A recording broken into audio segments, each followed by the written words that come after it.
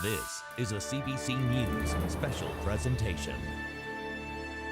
And welcome to CBC's special coverage of the vigil for the victims in London, Ontario. I'm David Common, and joining me this hour is my colleague Janella Massa in Toronto. We are expecting the vigil, you see it, will take place right here to get underway any moment. We'll take you there live when it does begin. People have gathered to honor the 4 members of a Muslim family who were killed, targeted on Sunday. Police saying the driver who ran into them was motivated by hate. The Prime Minister, the opposition leader, Ontario's Premier, all among the political leaders scheduled to speak tonight. All day, people in London have gathered at the mosque and at the crime scene, trying to make sense of what happened. There's no need for hate in this world. This is not the London that I know. I just felt the need to come and pay my respects to the family. Whether or not we're from this faith, whether or not we know this family, we're all part of this community and we all care about them. It's devastating that anyone would do that. We're one big community here, and we won't stand for this. We're all Canadians, no matter whether you wear a scarf on your head or around your neck, it doesn't matter. I'm joined now by Janella Massa, the host of Canada Tonight, for our special coverage of the vigil this hour. And Janella, as we await the beginning of this vigil, I know that you have spent yesterday evening, yesterday afternoon, as it became apparent that this was a targeted murder, one perpetuated by an individual, police say, motivated by hate, motivated essentially to target someone of the Muslim faith, and found his target in a family, killing 4 of them. You have spent quite some time speaking to people from the community in London, and more broadly than that. And I wonder if you could share where people are at. Yeah, David, it's been an incredibly difficult few days covering this story, and for the Muslim community to hear this so emphatically from London police yesterday, that this was a premeditated, targeted hate crime. That's not something we usually hear from police when it comes to incidents involving the Muslim community. You know, in the past, police often been reluctant to use that language, or, you know, a bit more hesitant to say whether or not they're considering a hate crime. So to hear them so clearly and specifically call it that, just 24 hours after this fatal hit and run, and that's how this story started on Sunday night, was a hit and run that had killed a family in London.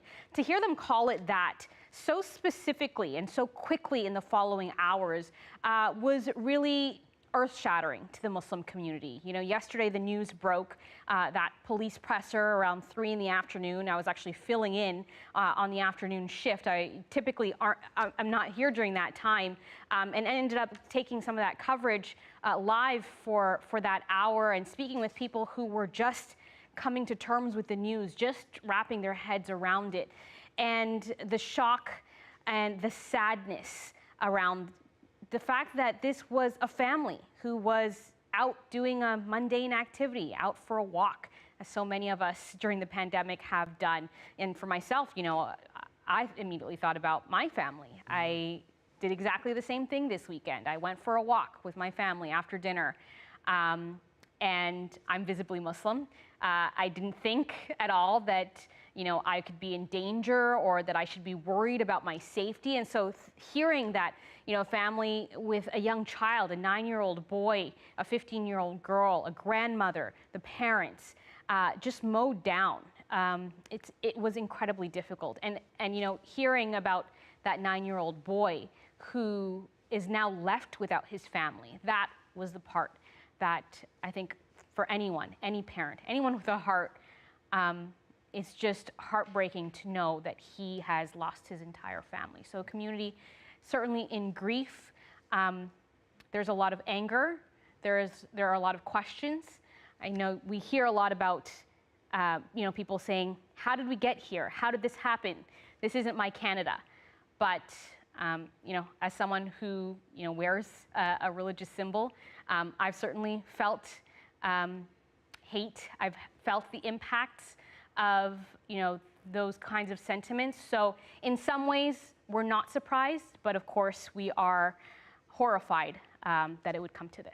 Yeah, I am struck, of course, by the word mundane that you used, Janella. It was a family out for a walk on a hot Sunday night in the summer, just enjoying their time. And Janella, I will just note for viewers joining us, we are looking at the scene outside the mosque in London, Ontario, where this vigil is set to begin shortly. You may see some shots during this vigil of the crowd, and would note that the Premier of Ontario, Doug Ford, did request that public health rules be amended somewhat so that a crowd could gather. Organizers of this vigil and at the mosque have urged those in attendance to continue to carry themselves out with physical distancing, to wear masks as much as possible, and to take all precautions, as we are, of course, still in these sort of COVID times. Just looking at someone at the podium right now, and perhaps we'll just take a quick listen in, Janella, at what she's saying. It's so humbling to see the amount of people that are here in support of the Muslim community. So big gratitude from all of the organizers and everyone at London Muslim Mosque. So inshallah, we will begin in about 10 minutes. And hopefully, with all of your good luck, it will not rain. Of course, there was indeed a threat of rain earlier today. It looked like there was a high chance of thunderstorms. That chance has gone down considerably, shifted to much later in the evening, which will allow people to not just attend that vigil if they want to, but others have been asked to gather on the street leading up to the vigil site. And at the vigil site is the CBC's Hala Ghonaim, at that mosque where the vigil is being held. Hala joins us now. Just give us a sense, Hala, it looks like it certainly is filled in behind you in terms of the number of people there. Give us a sense of who is there. Yeah, rain or shine, that doesn't matter. For the folks here, thousands of them have poured into the mosque compound, as you can see behind me here. And this is just one portion. There is a sea of people that have filled the roadways, stretching both ways.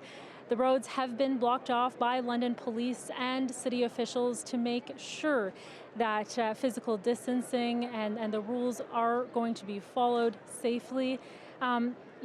There are people here of all ages, young, old, Muslim, non-Muslim. Differences are set aside today as people are united together over love and against hate and racist rhetoric that has been harmful for the London community here. There are many people that are wearing religious symbols and donning cultural attire. They are responding to a call to do so in order to showcase that they are unapologetically Muslim. There is a group of teenagers here who are wearing purple hijabs. This was Yumna's favorite color. They are honoring the young 15-year-old girl who was killed. And this is a really important time for the community that has been grappling with this senseless attack on one of their own. Organizers here tell me that this vigil is a part of their healing journey, a very difficult but important process. Have a listen.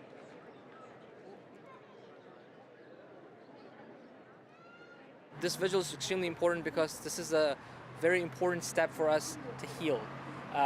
We see the compassion of our neighbors, our friends, our community. When they come out, they share these their beautiful thoughts with us. They come and share our grief. They extend us their compassion. It's very, very important for us to heal through this process. It's important for us to experience that love because that incident, that horrific tragedy, that strikes at the very core of our existence. Do we even belong here is the question people ask.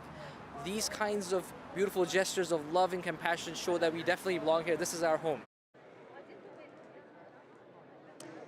So people here, have found their spots somewhere in the crowd behind me, and they're just waiting for the event to get underway, as you heard, in just a couple minutes. And when that does happen, the program will begin with Quran recitation, following with some speakers. We'll hear from politicians, including Premier Doug Ford, as well as NDP leader Jagmeet Singh. There will be religious leaders, including Abdel Fattah Tawakkul, who will also be speaking.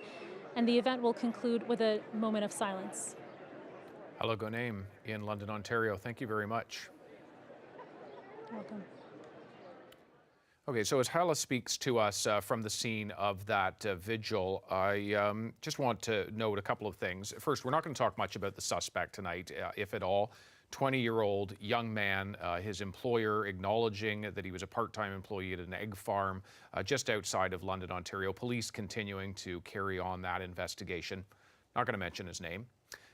Tonight is about the family that was killed. And let's just bring a photo of them up there. You see them on the far right, Salman Afzal, 46 years old. And second from the left, his wife, Medea Salman, 44. They came to this country 14 years ago with a newborn daughter, Yumna Afzal. You see her there on the far left, in grade 9. And the grandmother, Yumna's grandmother, beside her son, there second from the right. All 4 of them were killed when that pickup truck, in a targeted fashion, according to police, jumped the sidewalk and struck them. The only survivor, 9-year-old boy, now left without his family. I'm going to bring Janella Bassa back in to this conversation. Janella, as we await the few minutes that remain until the start of the vigil, I continue to think that we've seen this before. We've seen it. We talk about the Quebec City mosque attack, in which the weapon of choice was a gun instead of a truck. But these are not isolated. You talk about incidents that have happened to you. I just look at your social media feeds and see some of the garbage that gets thrown your way. I think about Muslim women who have had their hijabs pulled off of them, their hair pulled, even if they're not wearing a hijab. People who are punched. I think about a man in Saskatoon just a few years ago who just simply got out of the way in time before a car, seemingly in a targeted fashion, struck him. And I wonder where, as a member of this community, where your thoughts are about fear in a moment like this.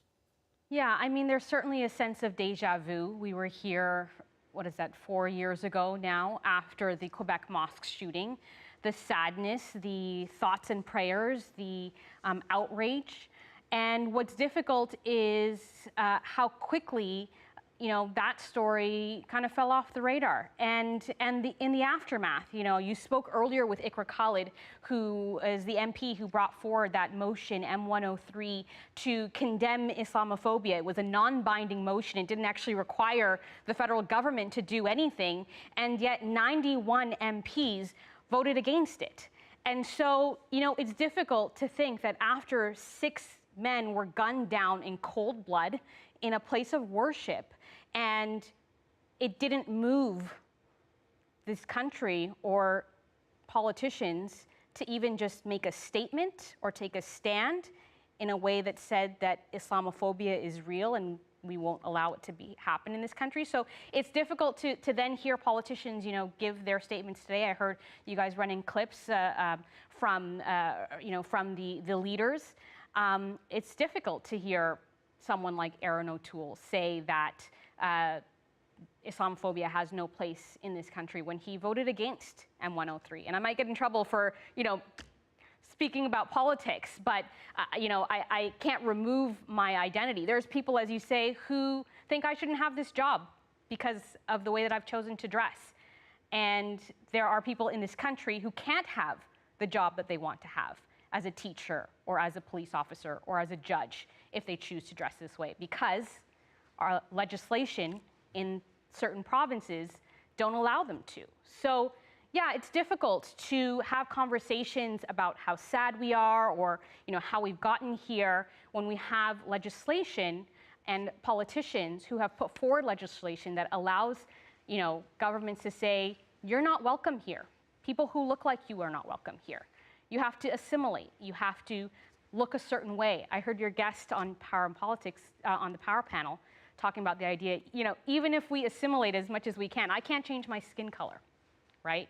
And so there's this idea that you can be as much as you want the model minority, but to some extent, there's only so much you can conform to this, neutral or secular sort of environment, because you will always be an other. You will always be seen as an other. So I think that's why it's difficult, to look at what's happened here and to think, how is this different than what happened 4 years ago when, nothing changed? Stark words, perhaps necessary words as well, Janella. Let us continue our conversation, but I just want to pause for a second and take us further back from the shot that we've been looking at the crowd that's gathered. There's actually a little boy just standing right in front of the camera right now with his phone there. But you can see the size of the crowd that has gathered there at this vigil site outside of the mosque. I think we can forgive this young man safely wearing his mask in this crowd, and the entire ceremony taking place outside. But it gives you the sense of how many people have come out, and only a partial sense because it extends out beyond that. Hey, we're going to send a camera. Janella, as we await the arrival of those who will be speaking, and it is a long list of those who will be speaking, including the Prime Minister, Aaron O'Toole, Jagmeet Singh, Doug Ford, the Premier of Ontario. What I continue to sort of think about actions and words, and there has been a call for action now. And if anything good can come out of something like this, perhaps it is action on the part of government to see a way to combat anti-Muslim rhetoric, anti-Muslim discrimination, and other forms of racism. But there's also a question about words, and words do matter. It's not just that it is a question of words versus actions. What are the kinds of words that matter, do you think, to hear tonight? Yeah, I think it's kind of the idea about thoughts and prayers versus action and policy, right? And so government has had opportunity to take action on certain policies. So we talk about, Bill C-21 in Quebec. We talk about Motion M-103, the non-binding motion against Islamophobia. We also talk about, the way that, for example, hate groups are legislated against or targeted. Mm-hmm. And, and there is some debate about, the approach that should be taken. We've had many discussions here on Canada tonight about, whether designating a certain group, a terror group, whether that actually does anything. There's talk about whether or not terror charges should be used here. And you spoke with a couple of guests today. I spoke with some last night about what that actually means, what that actually looks like in law and in practice, and whether if it's more about the symbolism of labeling something terrorism, because it has instilled terror in the hearts of people. Mm-hmm. And that is a word that gets used so quickly when the perpetrators are Muslim. But when the victims are Muslim, there's questions about whether or not, or why that word is or isn't used. So, I think there is a conversation to be had about how we react to this situation, this horrific situation that, the simplest way to call it is murder, right? Mm-hmm. But at the same time, there are layers, and so it's important to call things as they are. Absolutely, Janella. And I think about the conversation that we had earlier with a law professor and sort of a security expert. Certainly, there is an importance in what you call it, whether to use the word terrorism in the messaging, in the kind of words that you use to describe the action. In a legal sense, one thing that we understand from those who understand the legal process is that murder is the most serious charge under our criminal code. And the maximum penalty for first-degree murder, which is the charge in this case, 4 counts of first-degree murder, is 25 years. And as a result of a change in legislation several years ago, those can actually be stacked. And so it is conceivable, if this suspect were to be tried and were to be found guilty, that suspect could face 100 years in prison. that would be a sentence that we would have never seen in Canada. There's another charge for attempted murder, of course, for that 9-year-old boy. Janella, I'm going to just take a quick look at another shot here. We're now seeing the Prime Minister arriving there with flowers. Jagmeet Singh also there in the shot. He's just exiting out the right side. And Aaron O'Toole, the Conservative leader, also there somewhere. That's the mayor of London, who the Prime Minister is speaking to. Spoke with him yesterday as well, and there the Prime Minister laying flowers where, of course, it is abundantly clear many have already done so. So we're clearly just a few moments away from the start of this vigil, and in those final seconds, Janella, some thoughts from you. Yeah, incredible to see those crowds. And I know people who have traveled from Toronto to London to be there for the vigil today, just wanting to be amongst the community, wanting to support and give their love and strength to them. There are also other vigils planned today. I know that there is one in Richmond Hill, just north of Toronto. There's one in Hamilton, west of Toronto.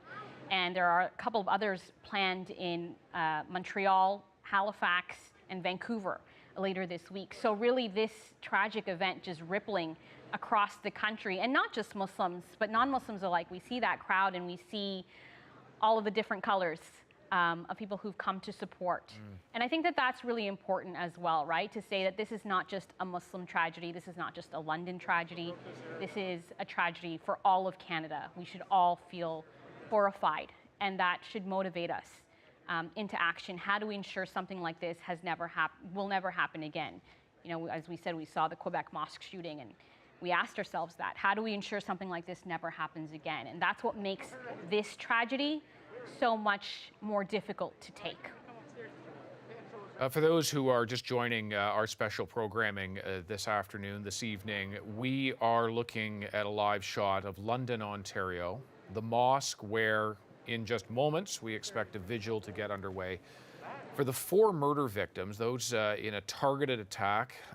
It all began Sunday around 8:40 p.m. in London, Ontario, when a black pickup truck mounted the curb at very high speed and struck a family that was waiting to cross the street, waiting against a red light.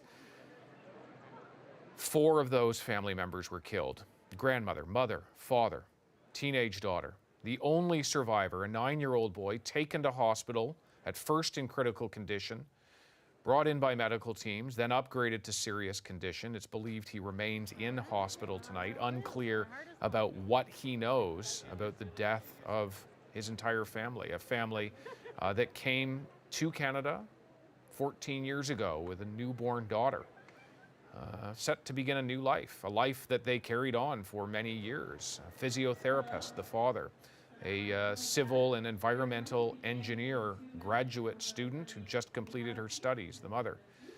And I'm looking at the podium and seeing that there is further discussion going on. Take a quick listen 2 minutes, so if everybody 2 minutes is what she's saying. Seats. So Janella, as we are about 2 minutes away from this, you note that there are other vigils that are taking place, some impromptu, others not so. You mentioned Richmond Hill here in Ottawa. I know there's one. Looking at the Prime Minister now, I believe he's beginning to take his seat. So if you can just sort of take us through the other vigils that are taking place and the overarching message. Yeah, there's definitely a feeling of wanting to reach out for community. And it's so hard, especially during this pandemic, because even just, you know, in the local London community, for the family and their extended family to grieve and to mourn, you know, anyone who's lost loved ones knows how important it is to be around the people that you love in those difficult moments. So I imagine that it's been difficult not to be able to gather, considering the restrictions that we're still under here in Ontario. And so because of that, I think that there's also kind of these satellite sort of vigils happening across the province in solidarity with this family. It's just so unimaginable, especially, as I said, when I think about that 9-year-old boy who's now been left without his mother, his father, his sister, his grandmother. And I have to hold back tears when I think about that, because that is the part that just breaks me apart. This little boy without his family. And so, you know, I think that anyone, any parent, you know, just thinks about that, and you feel helpless. You feel like you want to do something. You know, there's these fundraisers that have been posted online. I've posted the links to some of them because I know people are concerned always with these online fundraisers about making sure the money is actually going to the right place. But, you know, another way is to just be together and grieve and mourn and organize and move forward and say, what do we do now? What do we do next? How do we take this moment and move forward in a positive way? You know, yesterday, one of the things that struck me was I was speaking with an imam from London, and I actually posted this clip on Twitter, and I asked him, you know, can you offer some words of comfort to the community in this difficult time, in this unspeakable moment of just senseless loss? As a man of faith, you know, what words of comfort can you offer? And he said, you know, we have to remember to not react to evil with more evil. It's easy to be angry, it's okay to cry, but our response to a negative act should be a positive one. So it was a message of hope about taking this terrible moment and turning it, hopefully, into something good. And I think that we see that with the way that the community has come out. As I mentioned, that crowd, we see that crowd of people, Muslim and non-Muslim alike, young, old, and just a togetherness. I see, you know, I think that person there is wearing a cross. That might be a priest there as well. So an interfaith community. Mm-hmm. And it looks like they're maybe getting ready to start. They're just moments away from beginning. We're going to be hearing from a lot of community leaders. We're going to be hearing from political leaders. And again, I hope that these politicians, you know, don't just take this as a photo op. So I think we're going to tune in and hear as the vigil is just about to begin. Yeah, so let's take a listen. This is, Nusayba Al-Azam, the MC of the London Muslim Mosque, beginning, and they will start shortly with a reading of the Quran. That the land on which we gather is the traditional land of the Arawandaran, Anishinaabe, Haudenosaunee, and Lenape peoples. And this acknowledgement is made especially relevant given the fresh grief that our Indigenous brothers and sisters are feeling.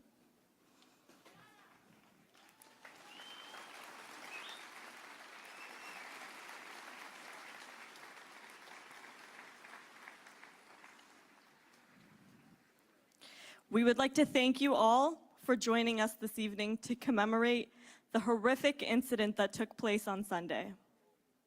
My name is Nusayba Al-Azam. I'm a native Londoner and second vice chair of the London Muslim Mosque. I grew up here, I went to school here, I got my degrees here, I now practice as a lawyer here. I've walked that trail that our London family walked on Sunday and never got to finish. And just like many of my friends and family have expressed to each other and on social media, it's not a matter that it could have been me. It was one of us.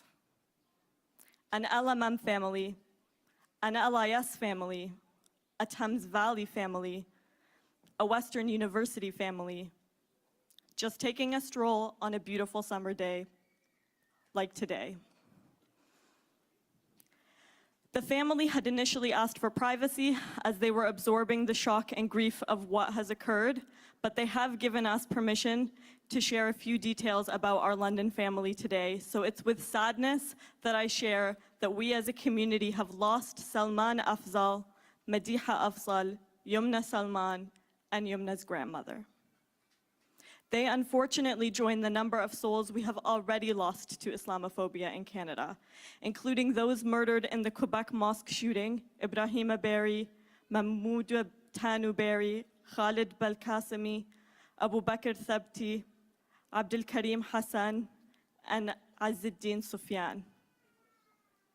And from IMO just last year, Muhammad Aslam Zafis. These families have all been the target of horrific violence, and here in London, we mourn for the Salman family, and we grieve for the upended life of a 9-year-old orphan. Families across the city are having difficult conversations with their children and loved ones right now, trying to explain away this venom to their children. I know my nieces, my nephews, my extended family have shared their worries to their parents that, "Mama, do I look too Muslim or am I okay?" We are all victims of perverse Islamophobia, or pervasive and perverse Islamophobia in our society, and we all pay a price for that hatred. To that end, please, please, please, please, please, take notice of the mental health resources that are available to us. They're provided on this poster, and there's many of them at the Nasiha table, is my understanding. The London Muslim Mosque will also be blasting this on our social media. NCCM will be blasting it. Please, please, please take advantage of these resources. Make use of them today, tomorrow, and as we carry on. This is a traumatic event for our community, and it's important to ensure that we're looking after our mental well-being. And the mosque will be organizing community mental health check-ins in the days to come, so details will follow on that. I also want to highlight to you, you'll notice that there are people with purple and green ribbons, there are people wearing them, and there are people distributing among people in the audience today. Purple was Yumna's favorite color, and green symbolizes the fight against the scourge of Islamophobia, an ode to the green square that we all wore after the Quebec mosque shooting when we swore that this would never happen again. So we are inviting family and friends of the deceased, the brave first responders, including Jenny Karp, Sean and Miranda Campbell, and Fire Stations 6 and 14 Platoon A, among others unnamed, some of whom are here with us today, who tried to administer life-saving measures. We invite them to be the first to tie their ribbons, the ribbons that are being passed, on the mosque fence. And now we envisioned a much smaller crowd to be doing this, so it might not happen while we're speaking, and it might be, whether if not today, then in the days to follow. If you're able to come tie your ribbon to the mosque fence, and we invite everybody else, whether today or in the days to follow, to do so as a symbol of your commitment to do your part to end Islamophobia. Faith is at the heart of the reason we are here today. It was faith that was targeted, and it is in faith that we draw strength. So as such, we will of course open tonight's event with a Quran recitation, and that's the Holy Book. We invite Brother Mustafa Burad from London's very own scripture education program, the Quran Hifz program, also a program of the London Muslim Mosque, to recite from the Quran. Brother Mustafa.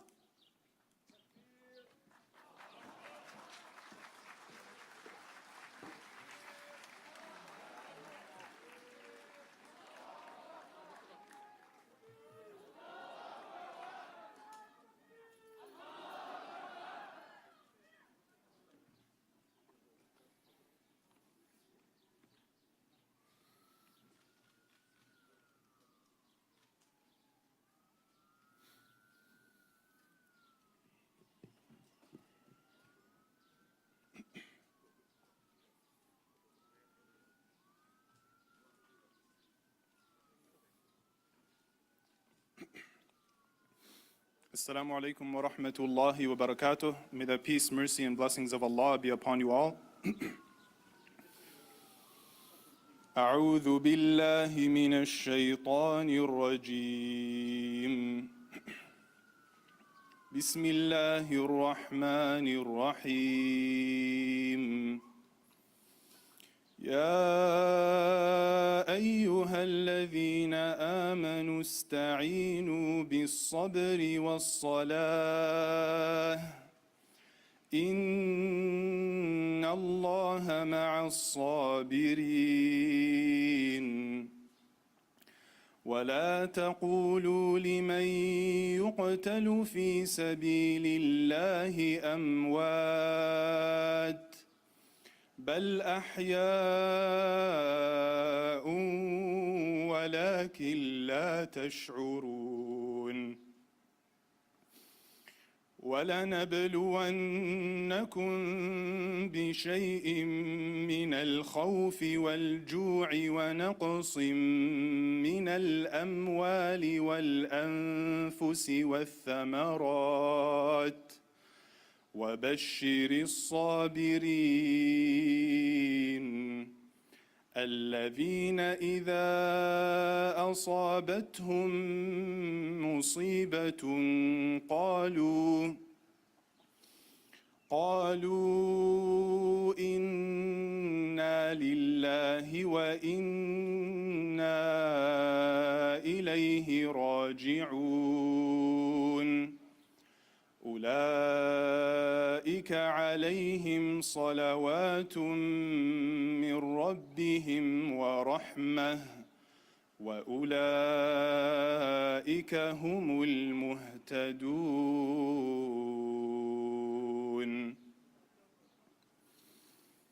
O believers, seek comfort in patience and prayer. Allah is truly with those who are patient. Never say that those martyred in the cause of Allah are dead. In fact, they are alive, but you do not perceive it. We will certainly test you with a touch of fear and famine, and loss of property, life and crops, and give good news to those who patiently endure, who, when faced with a disaster, say, "Surely to Allah we belong, and to Him we will all return." They are the ones who will receive Allah's blessings and mercy, and it is they who are rightly guided. Jazakumullah khair. Assalamu alaikum wa rahmatullahi wa barakatuh.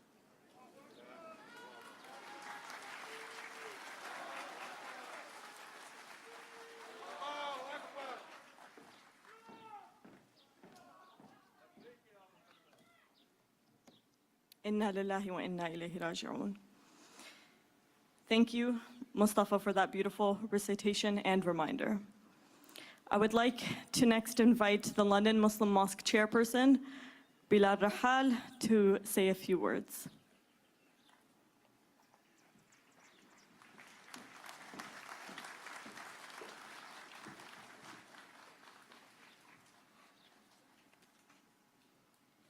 بسم الله الرحمن الرحيم والصلاة والسلام على نبينا محمد خاتم الأنبياء والمرسلين أما بعد. I would like to thank you all for being for us today and standing in solidarity with the Muslim community.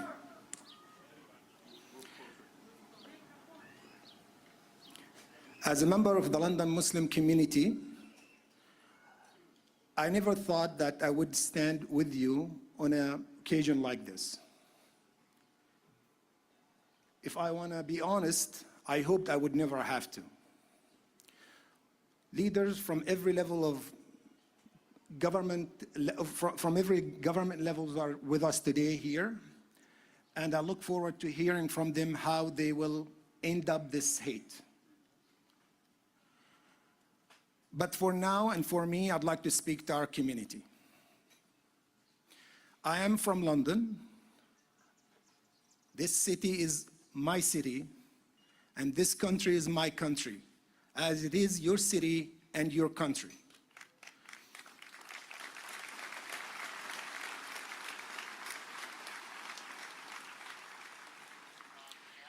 Never allow anyone to make you think otherwise because of the color of your skin, your faith, or where you're born.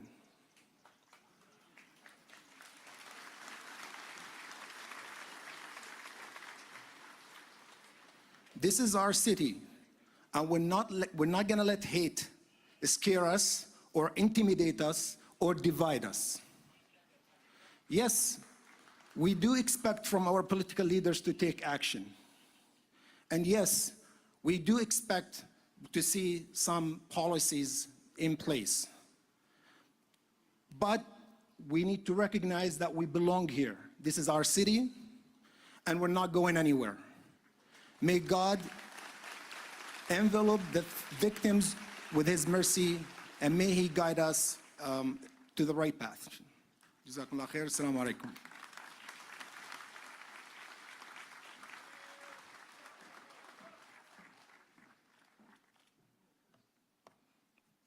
Thank you, Bilal. Next, we have Sheikh Arij Anwar, who will say a few words that will be translated into Urdu in honor of the language spoken by the Salman family. Sheikh Arij.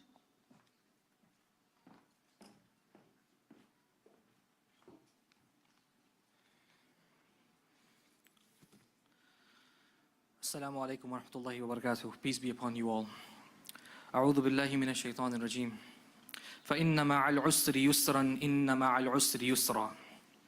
बस हकीकत ये है कि तंगी के साथ आसानी भी है. बेशक तंगी के साथ आसानी भी है. So surely with every hardship there is ease. Surely with every hardship there is ease. Upon receiving the horrific news, the London Muslim community was violently shaken. We felt pain, sorrow, fear and anger. We were in a dark place. But after the darkness of the night comes the light of daybreak. After hardship comes ease. We are a resilient community. We are a strong community. We belong here. This is our home. We will not cower out of fear.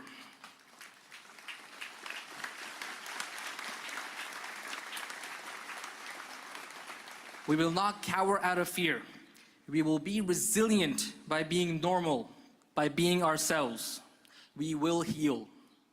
As Imam, I want to acknowledge the outpouring of support from our London non-Muslim community, our friends, our neighbors.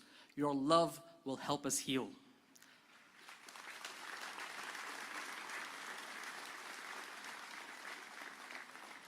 I want to acknowledge the outpouring of compassionate emails and letters from the interfaith leaders who are present here today as well. Your kindness will help us heal. I want to acknowledge our leaders, our political leaders, for being here with us. Your presence means a lot, and you will help us heal as well.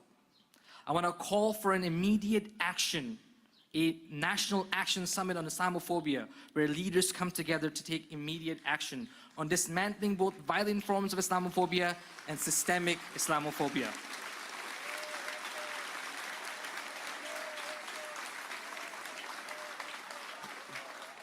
This will help us heal. Lastly, but certainly not least, I want to mention our dear Afzal family. Gone now, but forever in our hearts. They were loved when they were alive. Their memory will be cherished now that they're gone. We will honor their memory. We will take care of the surviving orphan. Fayez, he is our son. We will take care of him.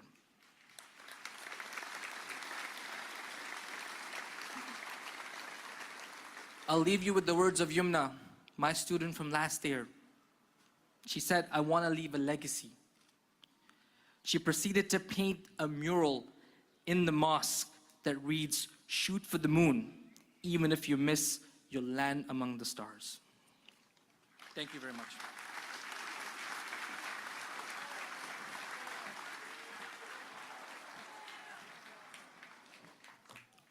Thank you for those powerful words, Sheikh Arij. And if you haven't seen the mural, I do encourage you, when hopefully the mosque is opens its public doors again post-COVID, to come and take a look. It's painted and it's quite beautiful. I now invite Imam Abdul Fattah Tawakkul, standing alongside other faith leaders, to share a message.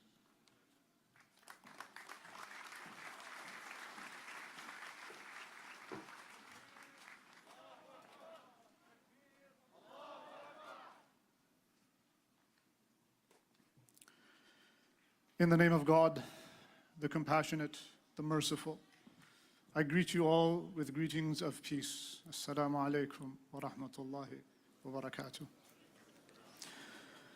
The support that this community has shown is truly overwhelming.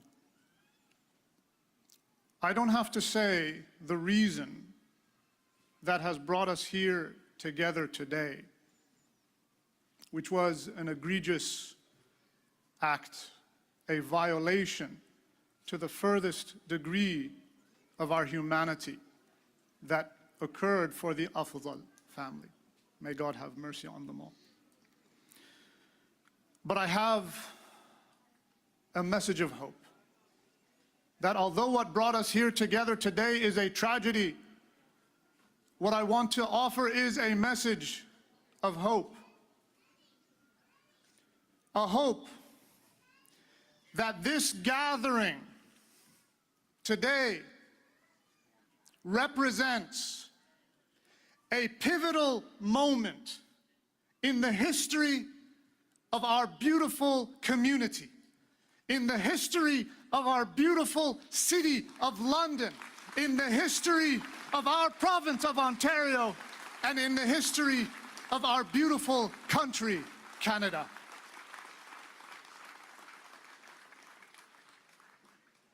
That hope is that this gathering is a turning point where every single one of us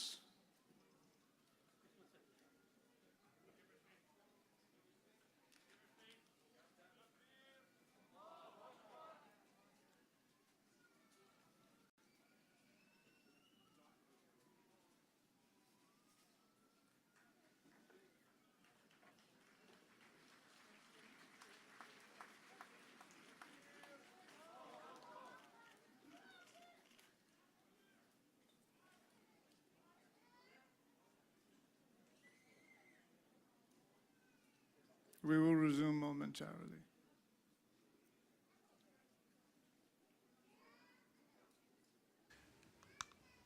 Okay, it's David Common here, part of our CBC News special coverage. Not quite sure what's happened. Something has occurred in the crowd, and so there is just a pause for a moment in the vigil, trying to get a sense of what's happening in the crowd there. Going to try to just bring up another shot here quickly if we can. A little bit of a commotion sort of in that area there, and trying to get a sense of just what has occurred. You see sort of people pointing there. This is the... We're going to resume momentarily. We're just making sure everybody is safe and secure, of course. And to that end, we do have water on both ends. If you guys can start passing that through the audience. So we're going to resume momentarily. We're just making sure everybody is safe and secure, of course. And to that end, we do have water on both ends. If you guys can start passing that through the audience, that would be excellent. Stay hydrated, folks. It's a very, very hot and humid day, so please start passing through that water and make sure you're drinking. There's certainly, it's 80% humidity there tonight in London, Ontario. Perhaps there was some sort of medical emergency over in the corner, and I can't see from just the shots that I'm seeing of the crowd there. That may explain the pause. There may have been someone who fainted or lost consciousness from the heat. 26 degrees there, but with that 80% humidity outside for as long as many of those people have been outside gathering, it's led to this Okay, just make sure that everybody here. Gets their water, folks. And you hear the MC there, Niseba Al-Azam, native Londoner. Just noting that they have water, so they're passing it around to the crowd there. A crowd which she acknowledged earlier on in the vigil is much larger than they had anticipated. Still attempts to maintain physical distancing in these COVID times. People there in the crowd wearing masks in this heat. The message of hope appears the Imam is set to speak again. Let's listen in. For those of you who are present and hear this message, and for those of you who are witnessing this from afar, across the nation, from coast to coast to coast, I want every single one of us, from the highest levels of government, from our elected officials, to the everyday commoner that exists in our country, in our province, in our city, in our community, to make a commitment, a solemn promise that you will do everything within your capacity to fight the scourge of racism, of discrimination, of xenophobia in any form that it exists. Every single one of us, we need to do our part, and we need to do this together, collectively. May God bless you all and give us the strength, the courage, the wisdom to be able to fulfill our solemn promise to our country and to our God. Thank you. Wassalamu alaikum.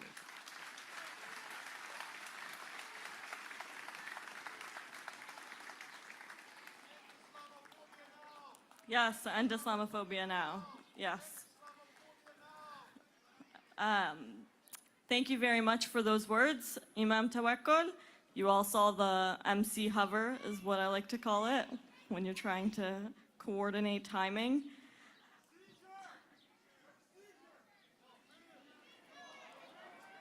Can we have the doctor rolling?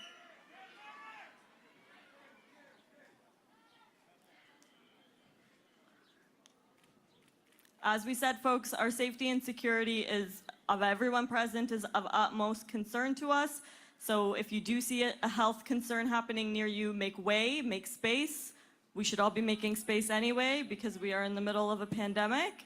So you should be trying to separate as much as you can. So if you can all push back, away from anybody who may be suffering. I know the instinct is to want to push forward to see what's happening. Push back, please, and make way for people, for medical personnel to come through. And once we get the clear to go ahead, then we will proceed with our program. But like we said, the point of this program is that the safety and security of all people is what we need to work towards, right?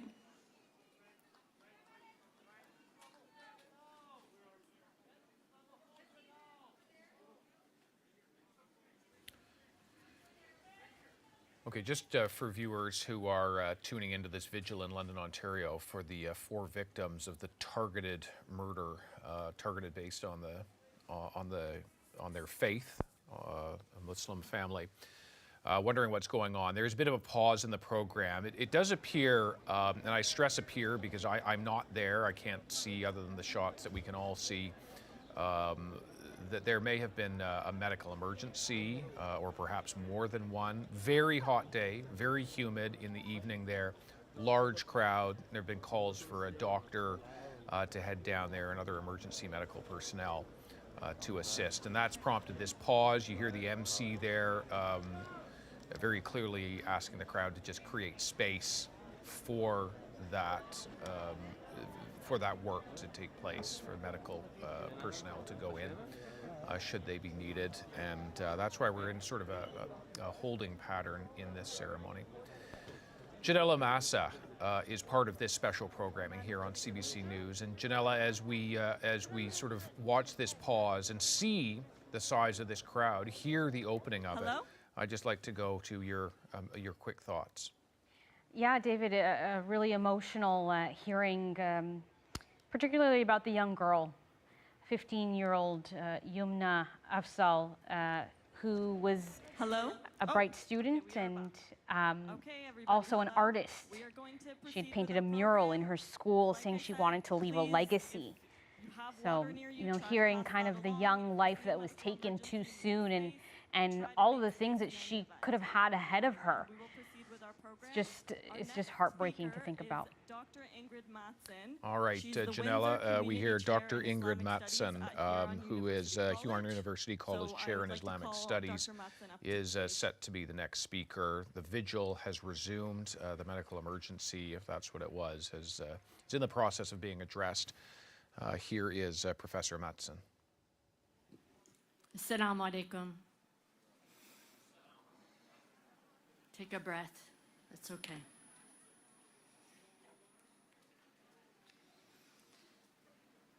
O God, our Lord, you cause the night to pass into the day and the day into the night. You bring forth the living from the dead and the dead from the living, and you provide for whoever you will without limit. And blessed is he in whose hands is the dominion, and he has power over all things. He is the one who created death and life in order to test which of you is the best in deeds. And he is almighty, all forgiving. It is late spring here in London, and the peonies are blooming. And the irises, too, although they will flourish and fall quickly. Each creation of God has its own lifespan and its own way of living. And we, creations of God, each have our own lifespans and our own ways of being too. We trust in the wise plans of our Creator, and we know this life, our life in this world, is precious. Precious and always temporary. But it is a wonderful opportunity. It is our opportunity to cherish and grow all of the capacities that God gave us. Physical, intellectual, emotional, social, and spiritual. Why did God create us with so much diversity and difference? It is because each one of us can only reflect a tiny part of the beauty of God, God's beauty and majesty. And that is why the more we come to know each other, the more we come to love each other, the closer we come to each other and to God. I see in all of you today a reflection of God's mercy. Love is greater than hate, and hate can be overcome. And for those of you who still have hate in your hearts, we want more for you. We want better for you. We want your heart to be unconstricted so that it can expand more and more like the hearts of the people here with love until you come to know the source of all love.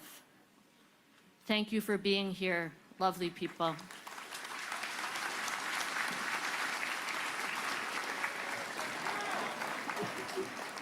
Thank you for those beautiful words, Dr. Ingrid. I'd like to invite Yumna Sa'a, a LIS graduate and LMM board member, to share a hadith with us.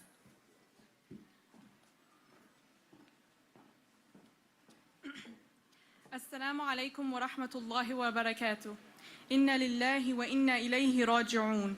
عن أم سلمة أنها قالت: قال رسول الله صلى الله عليه وسلم: ما من مسلم تصيبه مصيبة فيقول ما أمره الله إنا لله وإنا إليه راجعون اللهم أجرني في مصيبتي واخلف لي خيرا منها إلا أخلف الله له خيرا منها. Peace be upon you all. To Allah we belong, and to Allah we will return. Salama reported that the Messenger of Allah, peace and blessings be upon him, said, no Muslim is afflicted with a calamity, but that he should say what Allah has commanded him. Indeed, to Allah we belong, and to Allah we will return. O Allah, reward me in my affliction and replace it with something better than it. If He does so, Allah will replace it with something better. Inshallah, healing can come out of this through the prayer Allah has guided us to say. Assalamu alaikum.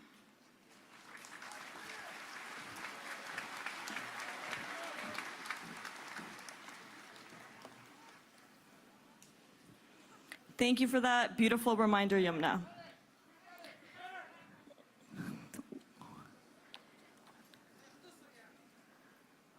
Once again, as always, folks, if you see something happening near you, take 2 steps back. Don't step forward, but take 2 steps back. Focus on passing out waters and take 2 steps away from anything that is happening.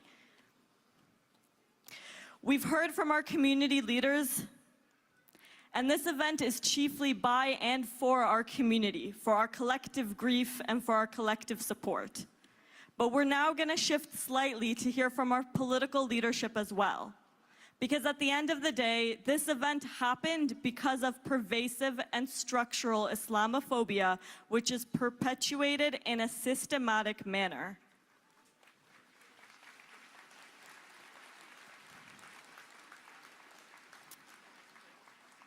I would note here tonight, look around.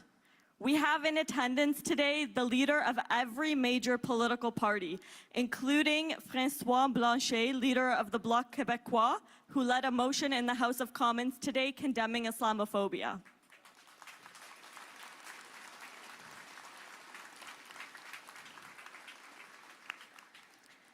This gives us a glimmer of hope that Islamophobia can rise above partisan lines to be something all parties firmly work against.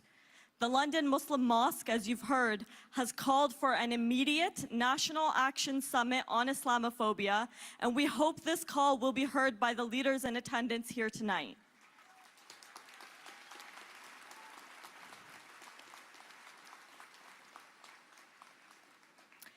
To speak more on that and other matters is London's own Nawaz Tahir, Chair of Hikmah, London's Muslim anti-Islamophobia advocacy organization.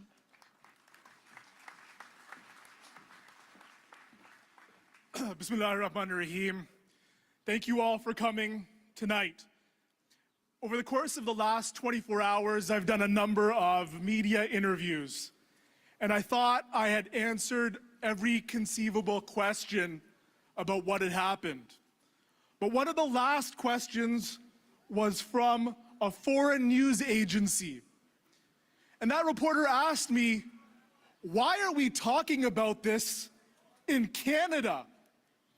You're supposed to be the most tolerant country in the world. My grandfather came to this country with one bag, and that's it. And through the love of the community, he was set up with a job. People helped him sign a lease, and then he brought my mother and 7 uncles and aunts.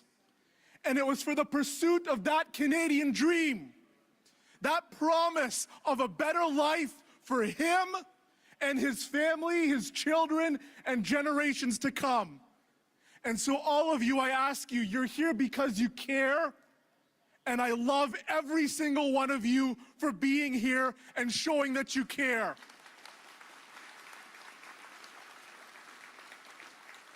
But we have a job together, and I need all of you to be ambassadors. Ambassadors of love, because love will conquer hate. Love is the disinfectant of that small minority in our country that want to divide us and pit us against each other. And to those who want to hold the Constitution, to those who want to hide behind freedom of expression, I ask you a simple question. What is the point of freedom of expression if a Canadian family does not have the freedom to walk on a sidewalk in this country without getting murdered?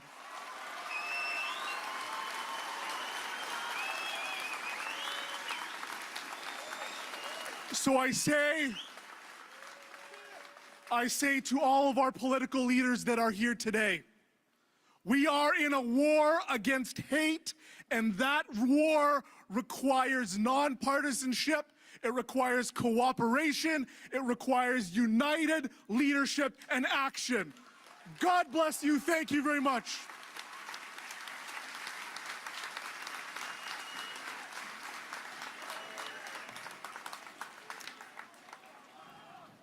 Thank you, Nawaz.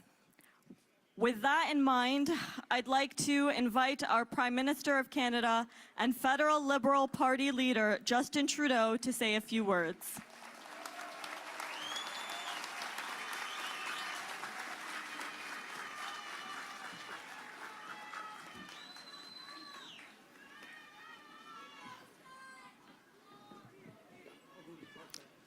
Assalamu alaikum. Thank you for inviting me to join you.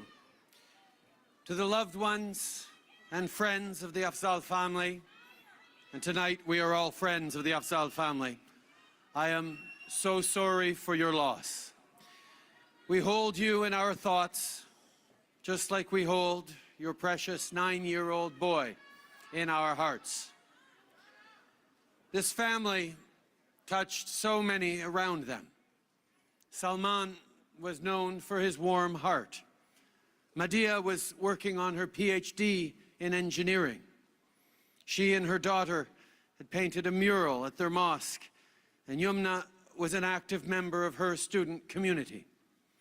Their grandmother cherished her family, and Fayez still has so much ahead of him. They were loved. I know they will be so deeply missed. To this community, which has made London stronger for generations, and to all Muslim Canadians, we are with you. There are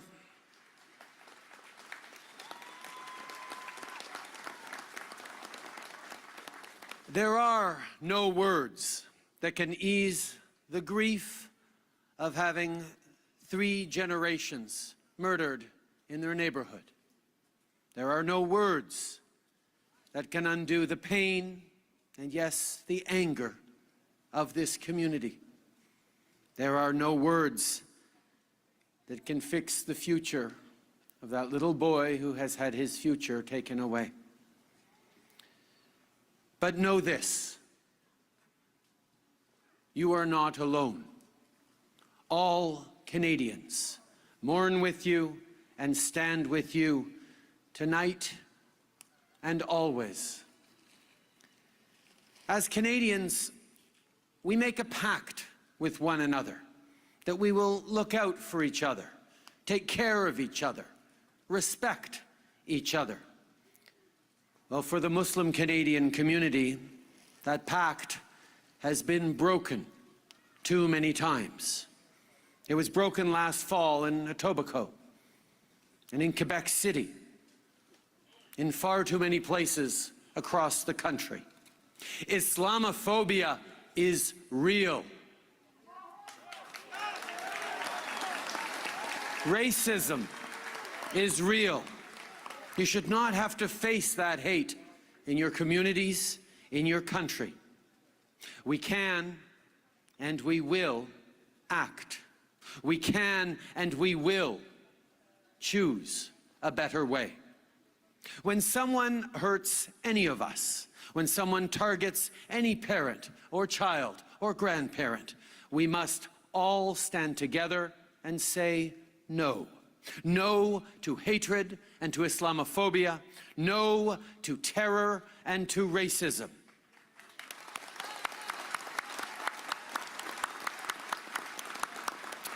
Il n'y a pas de place pour la haine dans nos communautés.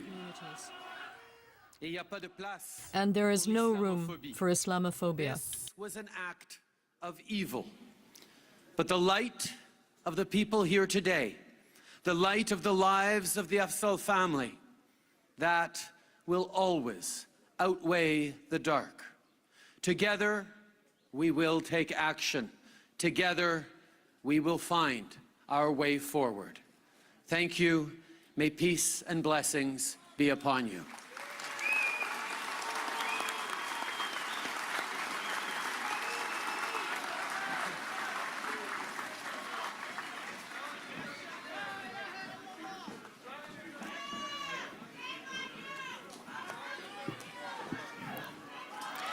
Thank you, Prime Minister. I'd like to invite the Leader of the Conservative Party of Canada and Leader of the Opposition, Erin O'Toole, to speak.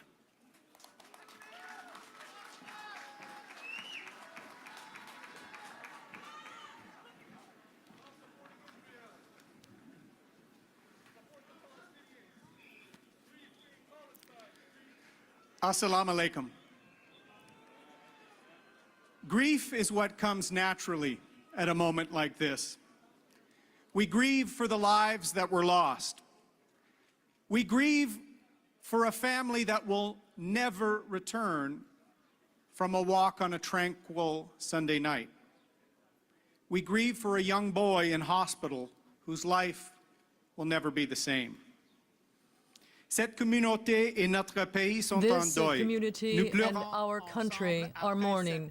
We mourn this terrible and tragic The attack. mosque we are at today is the second oldest mosque in Canada. Hear, hear. It is a reminder that the Muslim community in London helped build this great city. As Mr. Rahal said, you belong here because you made this city great. And today, this entire community and this entire country stands with you as we come to grips with this attack and the profound loss. Thousands today, many faith communities volunteering water efforts to show solidarity with you.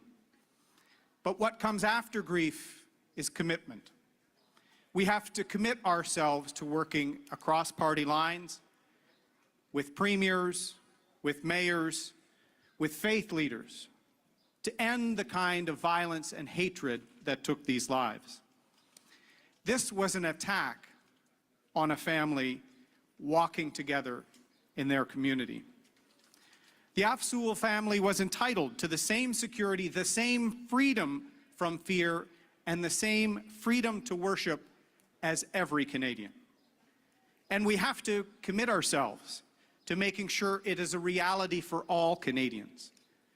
The rise in Islamophobia and other forms of hate in this last year are the pandemic of darkness amid the COVID-19 pandemic.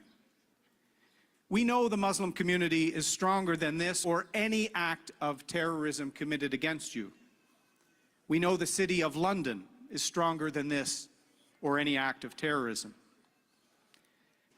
And I hope some in the Muslim community today find some solace in this passage from the Quran that I read in the House of Commons today. Good and evil are never equal. Repel evil with good and be patient.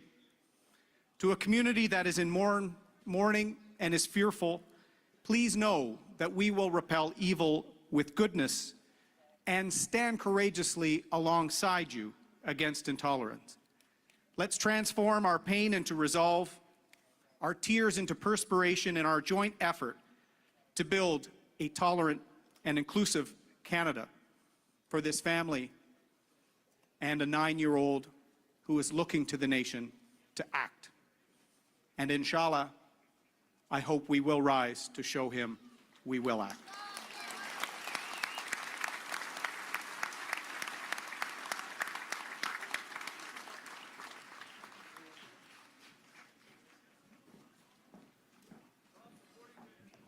Thank you. I'd like to invite the federal New Democratic Party leader Jagmeet Singh to say a few words.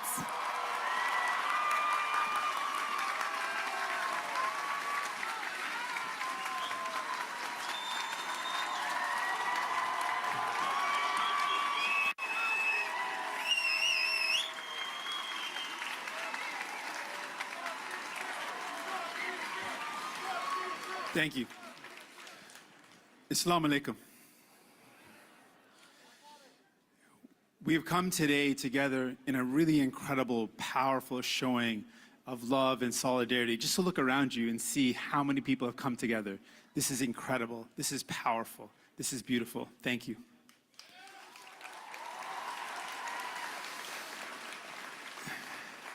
But we've come together for a heinous and horrible act of terror. An act of terror that stripped from us a beautiful family. But it also stripped something else. When the sister was speaking earlier, she mentioned that her nieces were asking, do I look too Muslim? We have children that are worried that they might look too Muslim if they wear a hijab.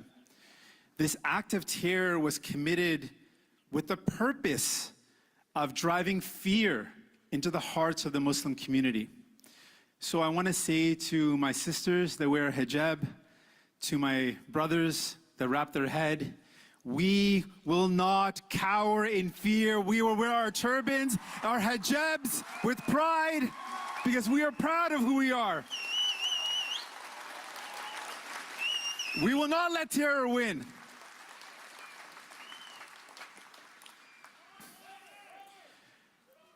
I also want to remind us all that this heinous act was an act of hate, and hate is like a fire. Once hate takes hold, it spreads, consuming everyone. So it is our collective responsibility to stand against that hate, to give it no air to breathe, no space to take hold. That is our collective responsibility, and one I ask all of you to take together.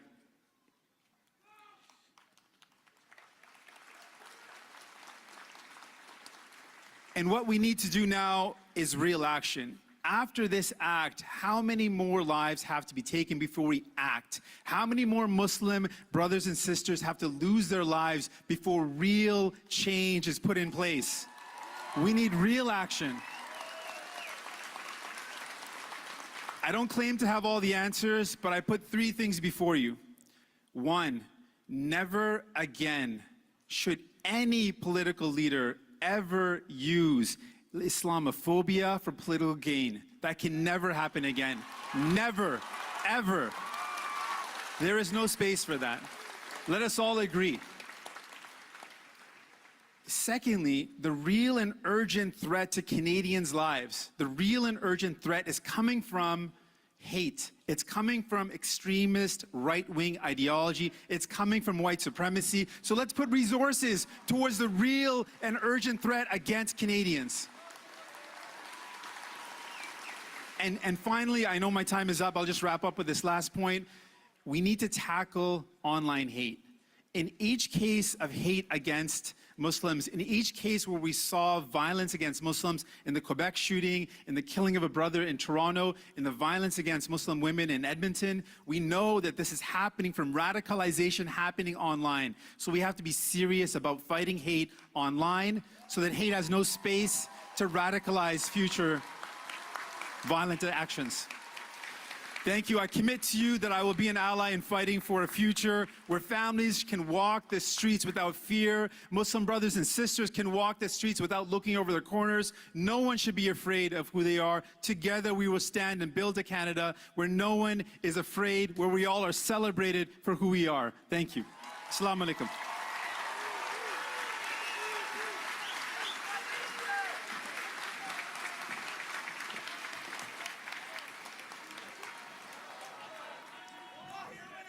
Thank you, Jagmeet.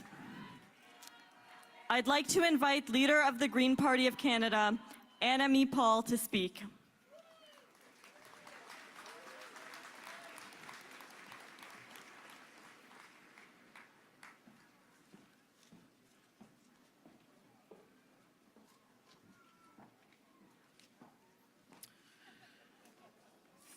Thank you very much for inviting me into your community. Thank you very much for allowing me to be with you during this time of profound grief.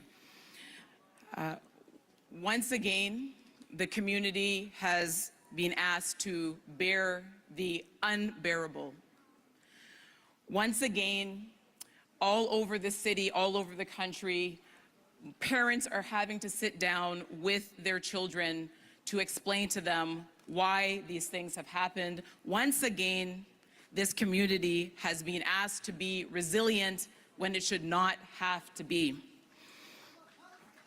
When I was thinking about this family, when I was reading about the family that had been lost to us, something felt incredibly familiar about it. And what occurred to me is that this could have been my family. The parents are almost the same age as I am and my husband. The children are the same age as mine. This could have been my family. And I know that many people in Canada are thinking that today. And I'm here to say that it is your family. It is your family. When these things happen, they happen to all of us, and we must remember that.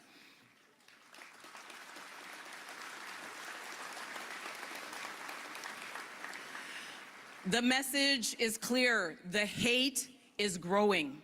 The hate is growing and we have got to stop it, and we all have to be in that together. Because even as this pandemic has brought out the best in our communities, it has also brought out the worst in some people. So what do we do? What do we do? I cannot see into the heart of the person who committed this act, but I know that often when these acts are committed, they are intended to strike fear, to cause pain, to inflict division amongst communities. What I say to that is, where there is fear, we will be defiant. We will speak out. Though for every single child who is questioning themselves and their place and their safety, we will speak out on their behalf, because the silence emboldens hate. Where there is pain, we will replace it with action. We will replace it with action to ensure that everyone can have safety in their identity, that they can walk out of the house as who they are, with no fear and without any concern. And where there is division, we will ensure that there is unity. We will ensure that those who seek to divide us will not succeed. Because at the end of the day, what we can do to remember those who have been lost is to say that hate will not win. And as we speak the names of the Afzal family, may their memories be a blessing, we will say that hate will not win. And as the leader of our party, I stand in solidarity, and I also promise you this, that my voice will be your voice. I am not there to impose my agenda. I am there to reflect what you tell me you need at this moment. That is my commitment to you. Thank you very much.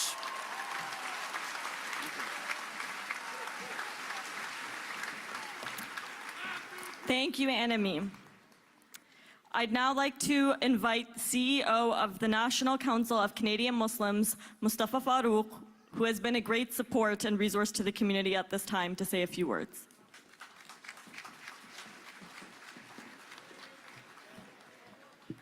Assalamu alaikum.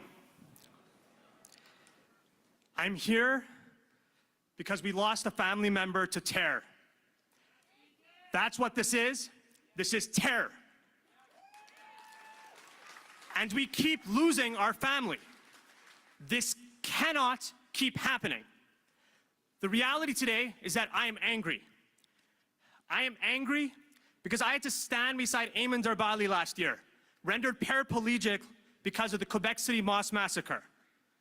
I am angry that last year I had to walk down to the IMO in Etobicoke and see the body of Mohammed Aslam Zavis.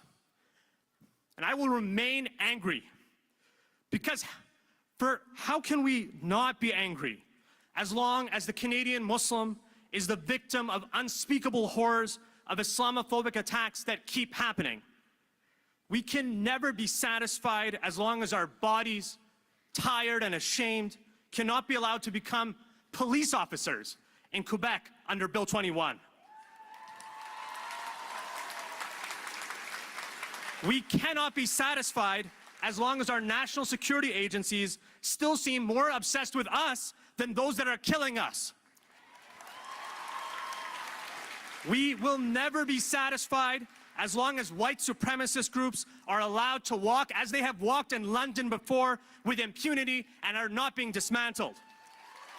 But my anger and the anger of thousands of Canadian Muslims will turn into positive action, an action of love, of dignity, of the need, of the way you came tonight to protect us, to protect our neighbors.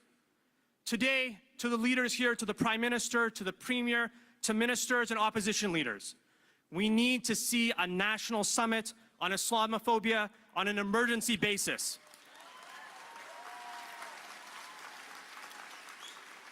Because our martyrs did not just fall last year, they didn't fall last week, they didn't fall last Sunday, they continue to fall, and we will continue to stand.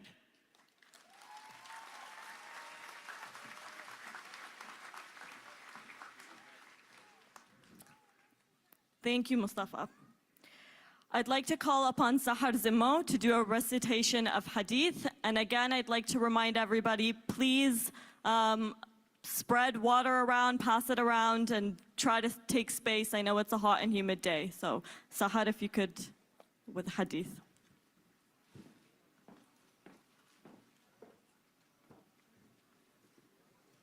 Assalamu alaikum wa rahmatullahi wa barakatuh. May the peace and blessings of the Almighty be upon each and every one of you. According to an authenticated hadith, the Prophet Muhammad, peace and blessings be upon him, said, "Whoever amongst you sees evil, let him change it with his hand," meaning, let him take action. If he cannot, then with his tongue, meaning, let him speak out.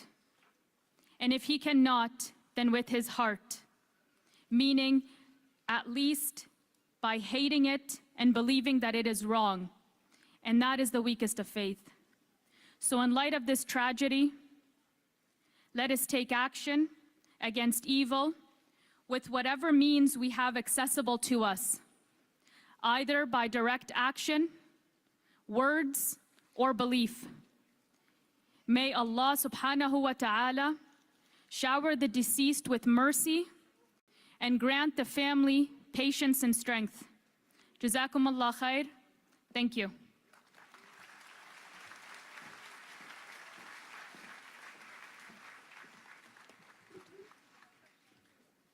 Thank you very much, Sahar. I'd like to invite Chairman of the Board of Directors of the Muslim Association of Canada, Dr. Nabil Sultan, to say a few words.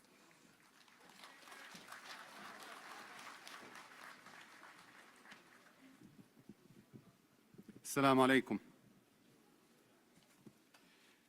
Today, we stand as a community with a broken heart. But we stand as a community also with a determination and resolve. While we fully appreciate the strong political support across all political parties today, the message from the community is clear. Words are no longer enough.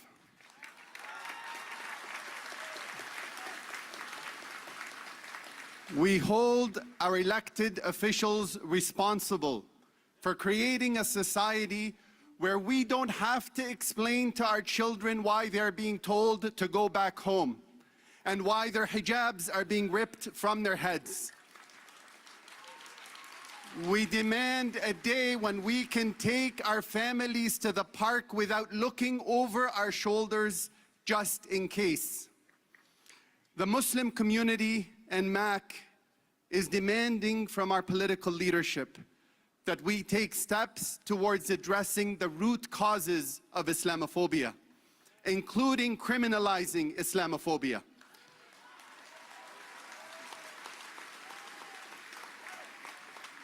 We ask and demand from our governments that they take steps towards eradicating systemic Islamophobia. There is no reason why a Muslim, any man or woman in fact, should be suspected of being an extremist because of their faith. There is no reason why a Muslim charity or a Muslim organization becomes suspected of terrorism because of the religion it upholds. Enough is enough.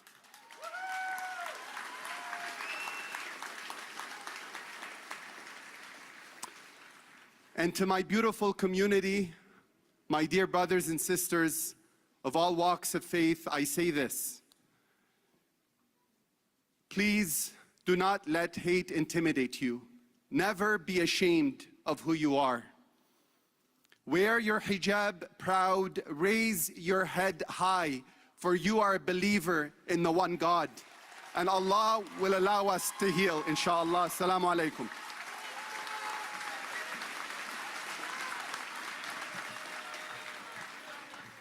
Wow.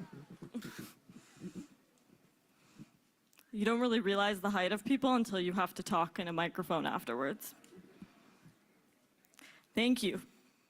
I'd like to now invite the Premier of Ontario and leader of the Progressive Conservative Party of Ontario, Doug Ford, to say a few words.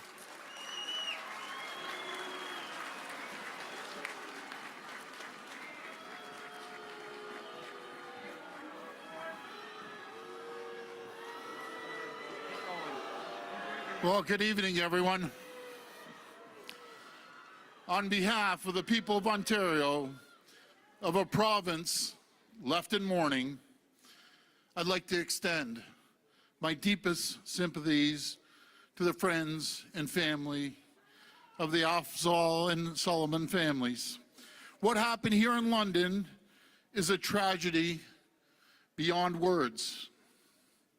3 generations of one family taken in a senseless act of hatred and violence.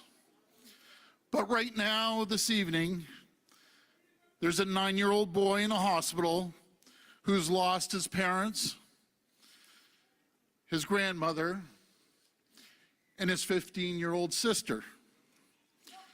We are told Fayaz will survive the injuries he sustained, and we can only thank God for that. But Fayaz has suffered a tragedy that we can't even begin to consider. Our hearts break for him, his family, and everyone in the City of London.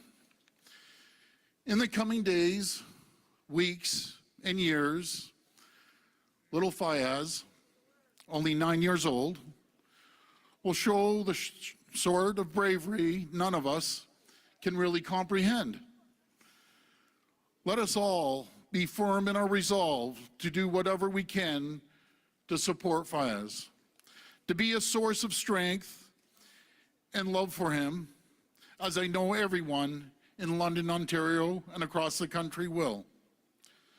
We're so grateful to those who rushed to the scene, the first responders, and the community members who witnessed this awful act of hatred and didn't hesitate to help their fellow citizens. Thank you for your bravery and for your selflessness. We're all shaken by this act. We were left trying to understand how this could happen in a beautiful country and a beautiful province like Ontario. We know only that this awful crime was motivated purely by hatred and racism. As Mayor Holder has said, this was mass murder. It was a hate crime. It was an act of terrorism against a family targeted for their beliefs and for their religion. This type of racism and terrorism cannot and will not be tolerated. We must stand united against it. It must be condemned in the strongest terms of those who commit this type of evil must and will be punished to the fullest extent of the law.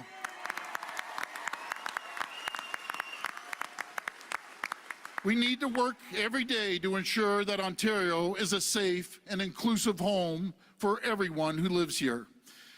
Because through this incident, we have come to face with the fact that too many Canadians still live under the threat of racism and discrimination. And it focuses us to ask ourselves, what can we do about this? What can we do to make our country, our society, a more inclusive and just place? What can each of us do to atone for the tragedies of the past? These are the questions that I and every other person in Ontario are asking right now. And we must come together as a society in response. Today, we stand shoulder to shoulder with our Muslim community in their time of mourning. We stand with them in the face of the unbelievable pain and suffering they're enduring right now. And I want every single Muslim person, every Muslim family, to know that we're with them. We'll always have your backs. We grieve with you. We pray for them. This tragedy, this brutal act of terrorism will never, ever be forgotten. Thank you, and God bless.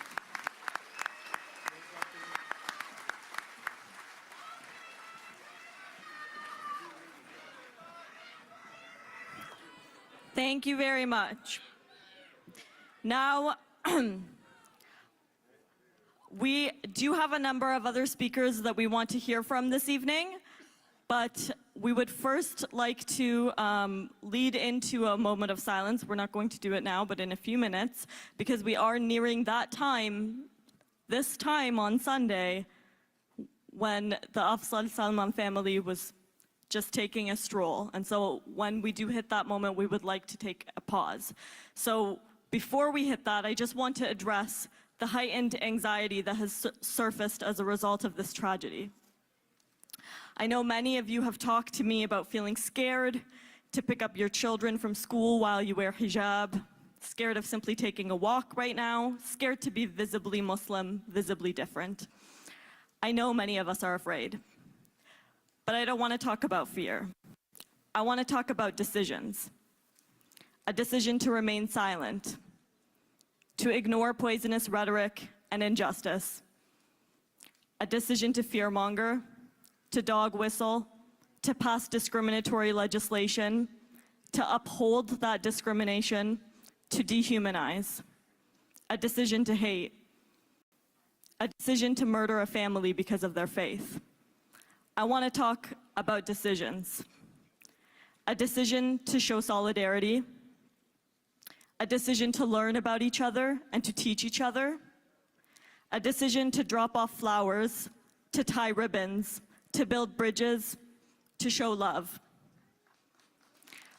Our lives are an accumulation of the decisions that we make. And our faith, which can make us feel like a target at times, is our greatest strength. It teaches us that we are all family, brothers and sisters in humanity. We shape that family, our community, through our decisions. So today and onwards, let's decide what we want our London family to be. And on that note, and in honor of the lives that were taken, and the lives that have been uprooted as well as a result of this hatred, we're going to take a moment of silence. I'd like to first invite all the friends and family of the victims, any first responders here tonight who would like to join us on the stage. I will get my mask, don't worry.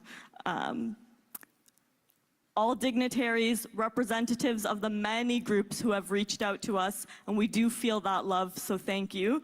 So all representatives of the many groups, the friends, the family, please come join us on stage in a socially distanced manner. And I'd also like to call up Yasmin Khan, a close family friend of the deceased, to lead us into this moment of silence, where we can reflect and we can pray, we could do whatever you would like to do in your moment of silence. So Yasmin, we'll just give a few minutes for people to come up on stage. And this is your visual representation of the lives that have been impacted, in case you needed that beyond the thousands of people that have come tonight.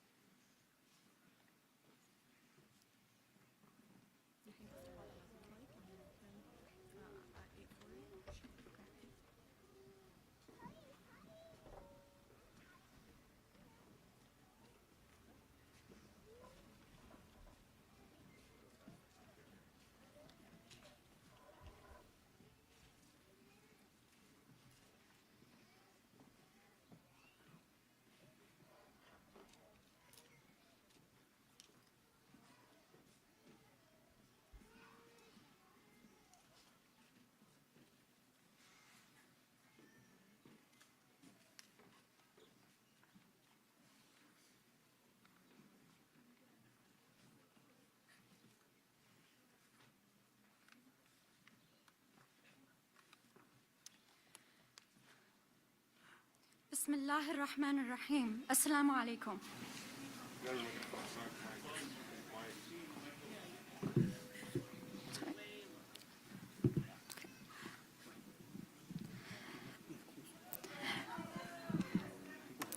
Bismillahir Rahmanir Rahim. Assalamu alaikum.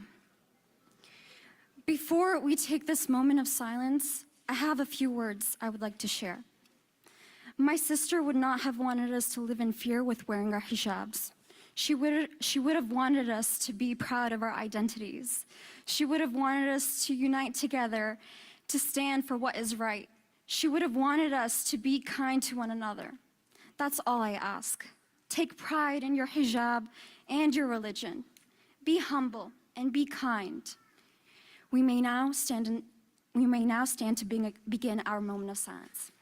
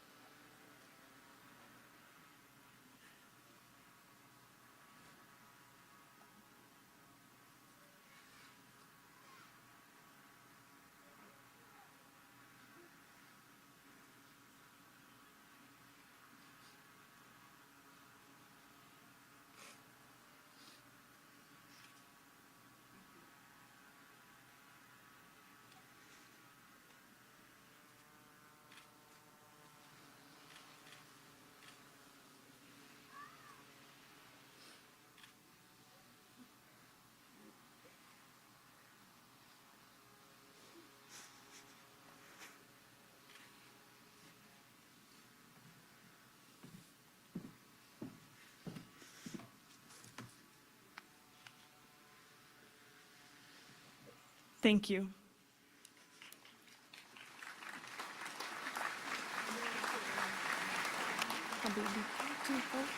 You can do it whenever you like, yeah.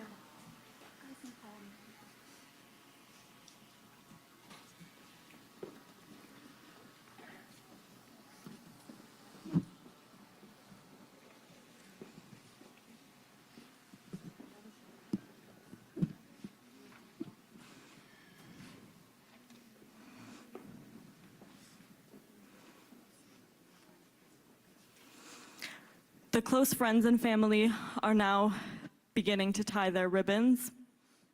And as we said, after this event, in the days to come, if you would like to go and tie your ribbon as your commitment to do your part to end Islamophobia, to end hatred, then we encourage you to do so.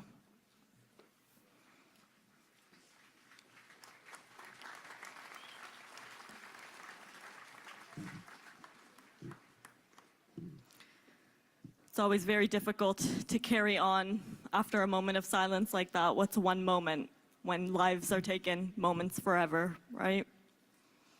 But in any event, we will carry on. And I'd like to invite the leader of the Ontario New Democrat Party and leader of the official opposition, Andrea Horwath, to say a few words.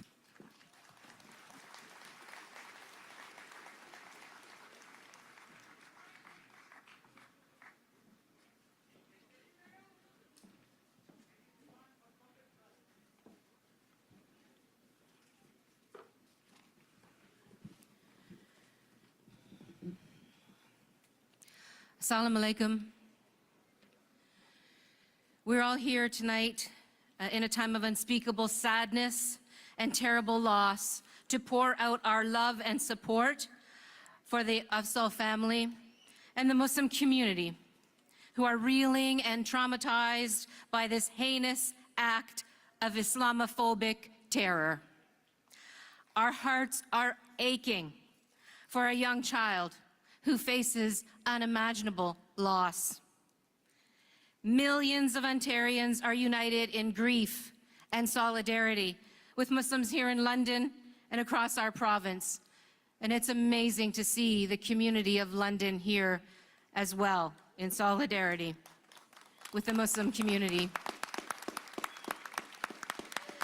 These hate-fueled acts of terrorism must stop. No one should fear walking with their loved ones on a street on a spring evening, or fear worshiping or volunteering at their masjid, or worry about their children being bullied at school. But we know it is happening each and every day in this province, and it has been for far too long. We must admit this. That is the first step. We must, as Ontarians, admit this. It is a very real, very familiar fear facing Muslims because of Islamophobic, white supremacist violence and hate. And it is long past time for governments at all levels to step up and take real action. And I support wholeheartedly the call by the NCCM for a national summit to address Islamophobia. That also is long past due. All governments need to act to address the rising tide of Islamophobia and hate. It has to stop. Too often from us politicians, we hear words. Now is the time for action. For action. We must eradicate at a systemic level the violent, organized groups spreading this hate, spreading Islamophobia right here in our province. We must, and we can. We absolutely can do that together. I'm going to keep pushing. I'm going to keep pushing for action here in Ontario, as are my colleagues, and inshallah it will come. Assalamu alaikum, everyone. Let's hope this is the last gathering in Ontario of this nature.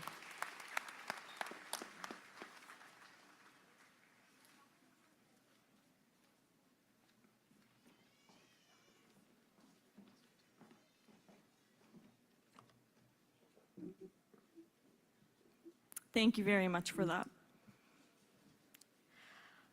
I'd like to invite the leader of the Ontario Liberal Party, Stephen Del Duca, to say a few words.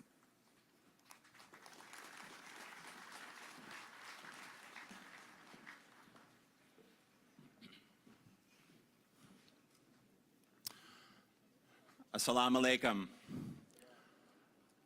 It is so rare, I will tell all of you, that I'm at a loss for words. But tonight, as I look out and I see the thousands and thousands of residents from London and far beyond, and we hear the eloquent remarks provided by community leaders and faith leaders and political leaders, remarks that are truly a call to action for the 15 million people who call this province home, and the millions of others from coast to coast, I cannot help but think over and over and over again of a 9-year-old boy who we hear, thank God, is going to recover from his injuries, who's going to wake up and have to go forward in his life, knowing that that most important anchor that we all rely upon, our families, is no longer available to him. Back home tonight, where I live with my wife and our 2 daughters, our younger daughter, Grace, is his age. And I just cannot understand, and I cannot accept, that Fayez will have to go through the rest of his life bearing the deep emotional trauma and scars because of this horrible, horrible act of terror that should never happen in Ontario and should never, ever again happen in Canada.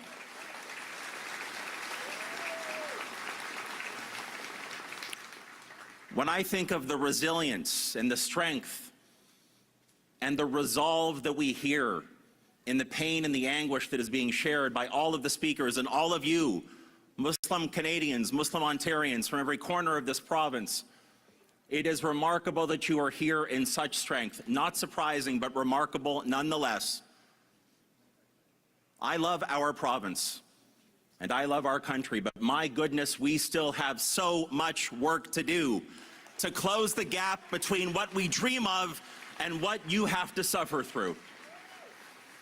So you have my commitment You have my commitment that tonight, the words, though they are eloquent and they are poignant and they are necessary, the words will not simply be enough this time. This time we will find the ability within ourselves, with your support, to make sure that the words become action. That we never again have to gather like this because of terror, because of Islamophobia, because of hateful bigotry and discrimination. And rest assured, drawing on your resolve and drawing on your resilience, we will find a way to make sure that the Ontario and the Canada that we dream of is the Canada and the Ontario that Muslims get to live in. Thank you very much.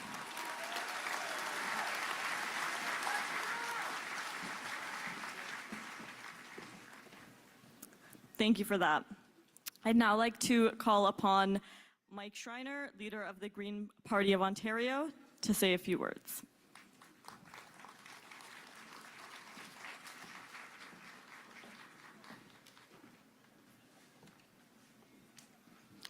Assalamu alaikum. I arrived here today saddened and brokenhearted and angry. Brokenhearted because a family was murdered and lives were taken away, and the Muslim community, my friends, feel sadness, grief, fear. I came here angry because a hateful, heinous, violent act of terrorism is ripping a community and a country apart.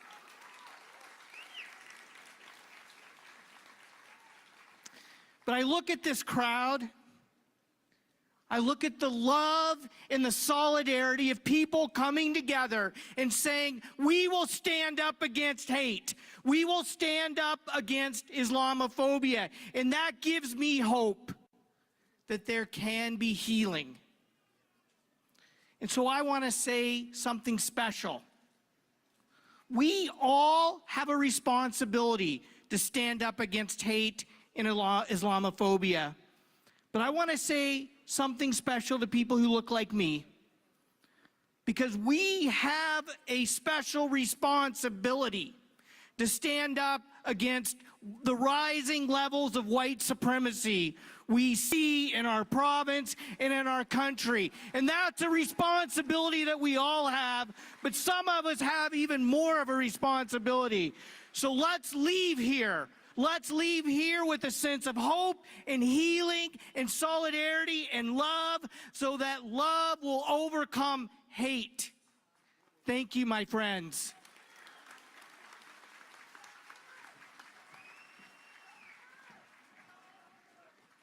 Thank you very much. I'd now like to invite our Mayor, Ed Holder, and Ward 7 City Councillor Josh Morgan to say a few words. And I would also like to thank them very much for the city's support that helped make all of this happen, including literally closing Oxford Street off for us. Thank you.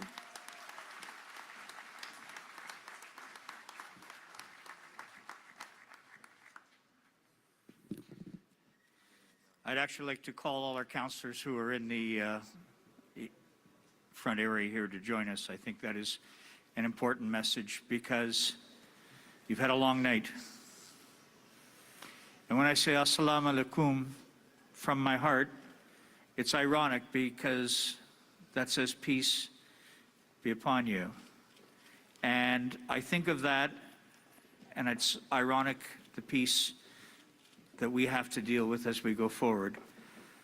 A little different from other speakers, I would like to call first, if I might, I'm going to have two of our councillors who have a very special relationship with the community and with this tragedy. First, if I might please call on Councillor from Ward 3, Mohammed Salih.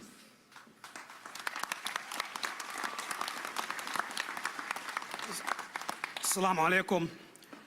Mr. Prime Minister, Mr. Premier, Mr. Mayor, not only am I asking you tonight as a councillor for this beautiful city, but I'm also asking you as a member of the Muslim community to do everything within your power to make sure this never, ever happens again.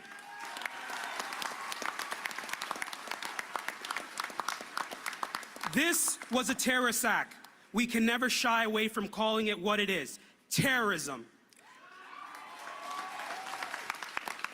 White supremacists and racists have been living in London rent-free for too long, and it's time to evict them all.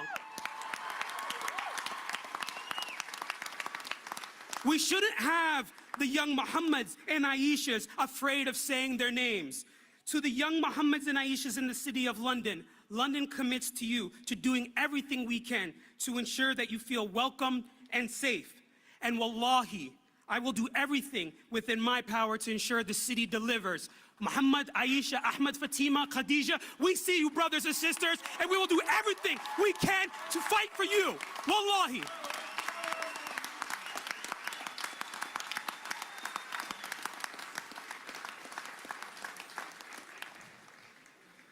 Shukran, Mohammed. I'd like to ask our Deputy Mayor, who is the councillor for Ward 7, where this tragedy occurred. Deputy Mayor Morgan, please.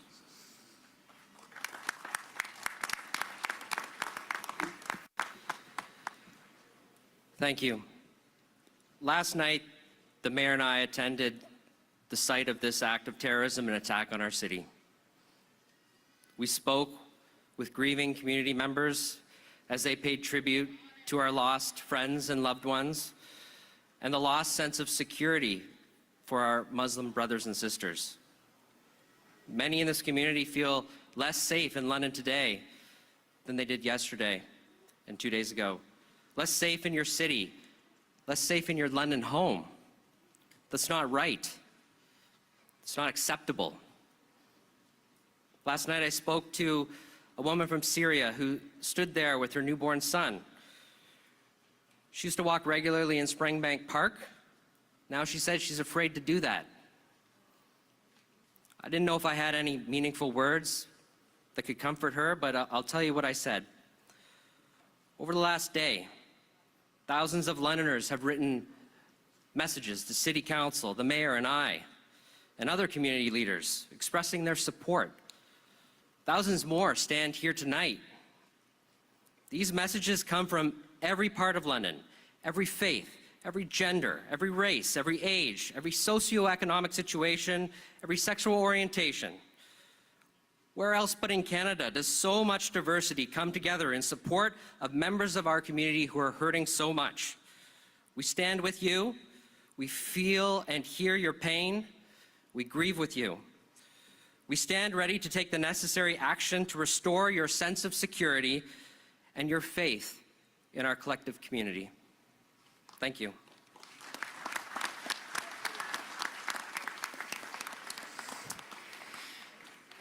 Thank you, Josh. I have the opportunity to say my deepest thanks to the Prime Minister, to the leaders of the federal parties, to members of federal Parliament, to our Premier, to leaders of our opposition parties at Queen's Park, and to our members of provincial Parliament. You being here sincerely matters to us, matters to all of us as Londoners. And I want to say on behalf of us, our deepest and heartfelt thanks to all of you for making London and making today important for Ontario and for Canada.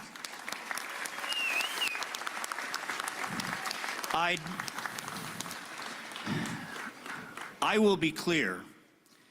This was a terrorist attack. This was an act of mass murder and a grotesque expression of hatred rooted in Islamophobia. The magnitude of what has happened to this precious family and to our Muslim community can make us question who we are as a city and even who we are as Londoners. We now live in a time and in a place where thousands of Muslims, our family members, our neighbors, friends and co-workers, perhaps the next time they go out for a walk and through no fault of their own may be looking over their shoulders. But I'd like to ask all of you, my Muslim brothers and sisters, to look over your shoulders on this night, to look at all the support, the compassion, and the empathy that is shown tonight.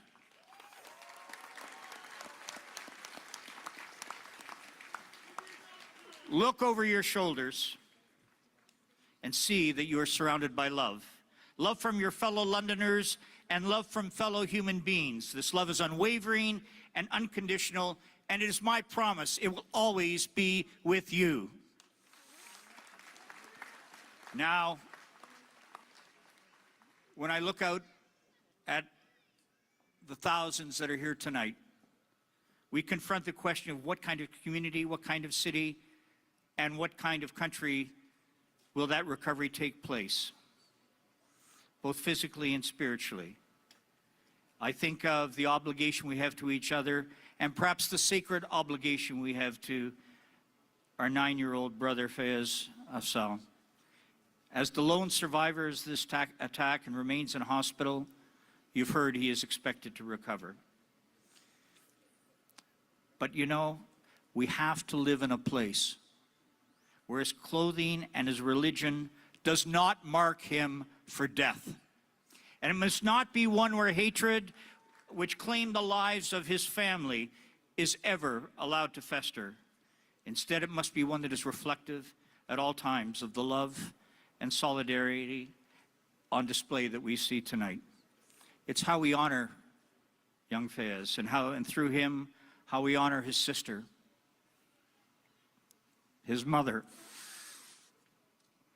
his father and grandmother.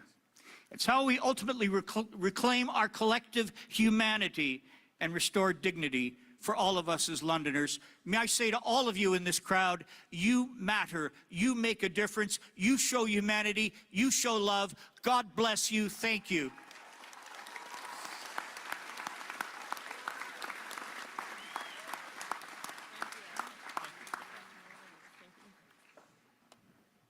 Thank you very much, Ed, and all the city councillors. 3 quick announcements. We are nearing the end of the program, and I know that it's getting dark, and we're anxious to try to get things out so that people can get home safely before it becomes too dark. First issue, Salat al-Maghrib has entered. For those of you who don't know, that's a prayer, and Adan we will be making it at the end of the program because we are almost at the end. If you would like to pray now in any event, please make your ways to the side and you can go ahead and pray at your own leisure. Second announcement, I'm being told that on order of the Premier's office, all provincial government buildings will be flying their flags half-mast until the funeral.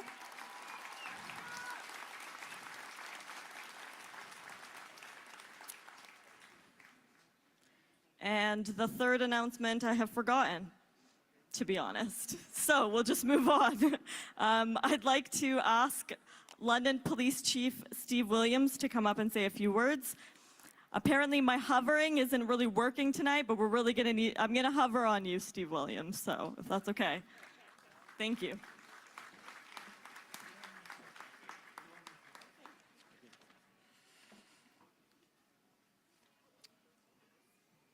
Good evening. I'm honored to be here. So many have been impacted in an untold number of ways by this tragedy. A 9-year-old orphaned, family members, friends, loved ones, and the entire community. On behalf of every member of the London Police Service, I offer my deepest sympathy and condolences to all those who are grieving. I want to speak directly right now to those who are feeling unsafe or who are living in fear as a result of this incident. Know that there will be no tolerance in this community for individuals who are motivated by hate and who target others with violence or acts of terror. We will do our part to bring those individuals to justice. Know that I and every single member of the London Police Service stand with you. We are committed to supporting you and fighting with you against hate, intolerance, and any person who uses violence to target individuals based on their faith, skin color, ethnicity, or any reason whatsoever. All of us have a role to play. We will move through this together and we'll be united. As your police chief, I'm committed to supporting you through this tragedy. not only today, but in the days to come, the days that follow, in leading a police service comprised of women and men who are compassionate, empathetic, responsive, committed to a safe city, and who are aligned with our shared values of equity and respect for human dignity, despite all of our differences. That's my commitment. Thank you.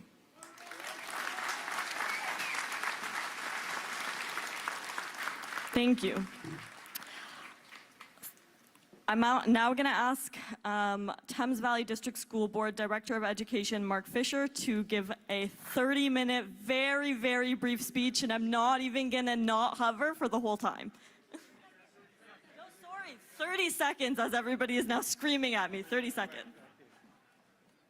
The crowd's going to hover. Sure. I am honored and moved to be here tonight with so many community members who have come together in remembrance of the tragic loss we all suffered Sunday night. 15-year-old Yumna was a student at Oak Ridge Secondary School, which is just a short walk from this mosque.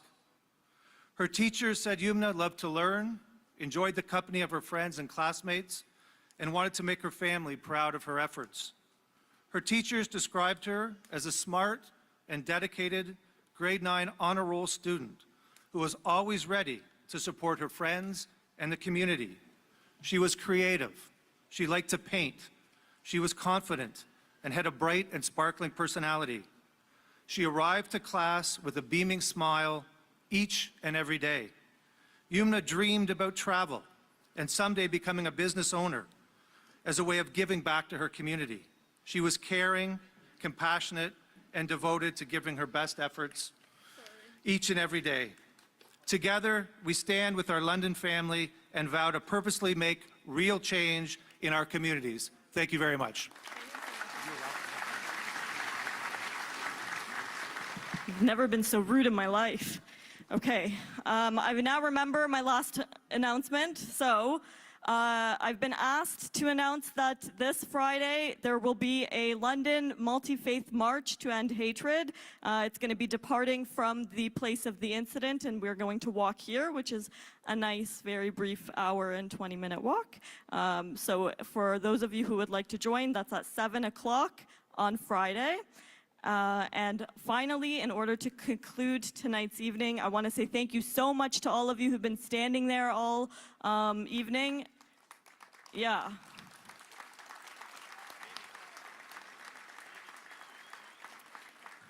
I'm going to ask concluding remarks now.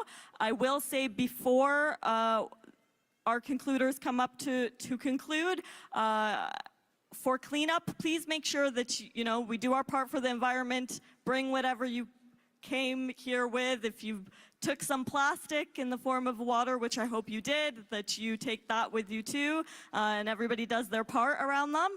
And so I'd now like to ask Dr. Wael Haddara and Dr. Munir Al-Qasim to end our evening with their concluding remarks. Thank you.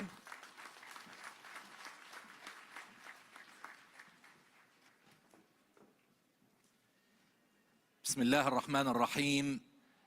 Brother Bilal Rahal asked me to share final words. Well, I don't have to speak. Each and every one who's present here is a final word. You all said everything that needs to be said, except one angle I would like to share with our officials. Now, there's a reason why they say the world is a small village. Every country has a foreign policy. I just want to say, whatever is happening in Jerusalem and Gaza is related to whatever happened in London, Ontario. Period. Thank you.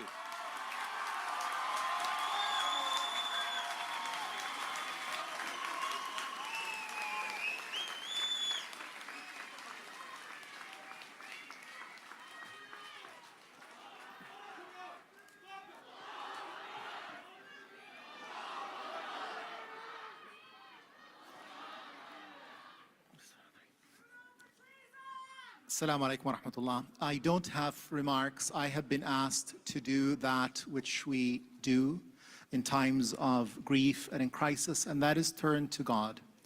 And so I've been asked to share a few prayers. The prayers I will share will be from the Quran and from the prayers of the Prophet, peace be upon him, alayhi salatu wassalam, when he experienced times of difficulty and times of grief. أعوذ بالله من الشيطان الرجيم بسم الله الرحمن الرحيم الحمد لله رب العالمين الرحمن الرحيم مالك يوم الدين إياك نعبد وإياك نستعين إياك نعبد وإياك نستعين اهدنا الصراط المستقيم صراط الذين أنعمت عليهم غير المغضوب عليهم ولا الضالين آمين. As I read some of the prayers, please feel free to observe in silence, or if you are comfortable, please say Ameen or Amen at the end. I will read some of the prayers in their original Arabic, and I will read some with the English translation. In the name of God, the most gracious, the dispenser of grace, all praise is due to God alone, the sustainer of all the worlds, the most gracious, the dispenser of grace. Lord of the day of judgment, you alone do we worship, and you alone do we turn for aid. Guide us the straight way, the way of those on whom you've bestowed your blessings, not those who have been condemned by you, nor of those who go astray. اللهم إنا نعوذ بك من أن نضل أو نضل أو نزل أو نزل أو أن نظلم أو نظلم أو أن نجهل أو يجهل علينا. O our Lord, we seek refuge with you from misguiding others or being misguided, from falling into error or leading others into error, from oppressing others or for being oppressed ourselves, and from harming others or being harmed ourselves. اللهم احفظنا من بين أيدينا ومن خلفنا وعن أيماننا وعن شمائلنا ومن فوقنا ونعوذ بعظمتك أن نغتال من تحتنا. O our Lord, protect us from what lays before us and behind us, that which is on our right and on our left. We seek refuge in your power, lest we be harmed unintentionally or suddenly. اللهم أرنا الحق حقا وارزقنا اتباعه وأرنا الباطل باطلا وارزقنا اجتنابه. O our Lord, grant us to see the truth as it is, to stand for it and to live for it. And grant us to see falsehood as it is, and to stand against it, and to avoid it. Our Lord, you know that we have lost people tonight, that we have loved and who have loved us. Admit them into your unbounded mercy. Forgive them, and grant our dear brother Fayaz strength and courage. Our Lord, lift this hate from the hearts of men, and grant us that we may live to know each other and compete in what is good and what is righteous. اللهم صل على سيدنا محمد وعلى آل سيدنا محمد. اللهم صل وسلم وبارك على سيدنا محمد في الأولين وصل وسلم وبارك على سيدنا محمد في الآخرين وصل وسلم وبارك على سيدنا محمد في الملأ الأعلى إلى يوم الدين وآخر دعوانا أن الحمد لله رب العالمين. Praise be to God in the beginning and in the end and always. Assalamu alaikum.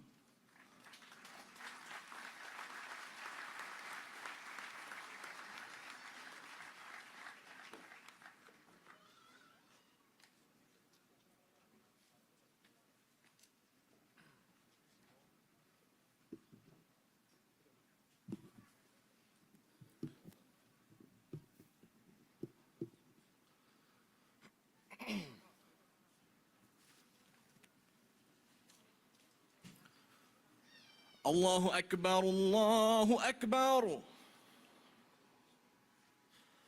الله أكبر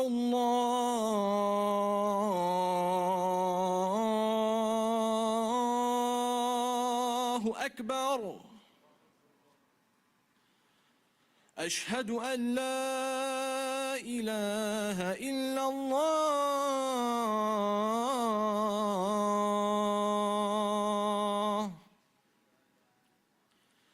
أشهد أن لا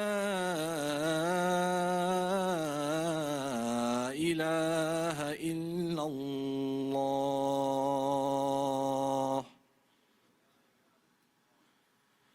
أشهد أن محمدًا رسول الله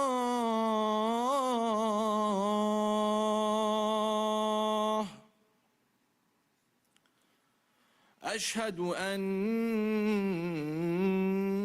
محمدًا رسول الله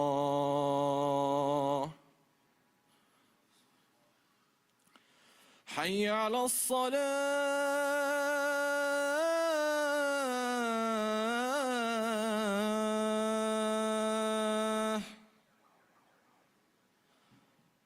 حي على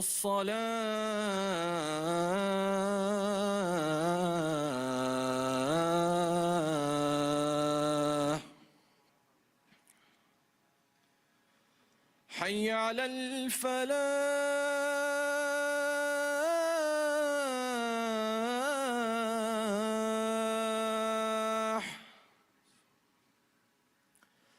حي على الفلاح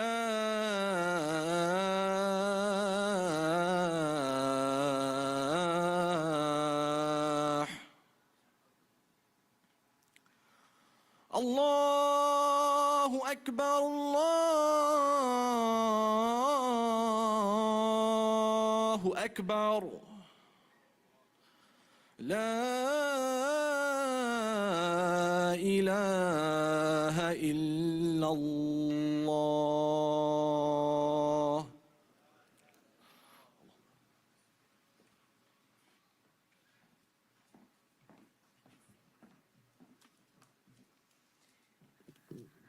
And with that, thank you very much for attending today. Please remember our discussions on mental health resources that are available. Please have a safe evening and take whatever you brought with you, including the water bottles that you picked up along the way. Thank you.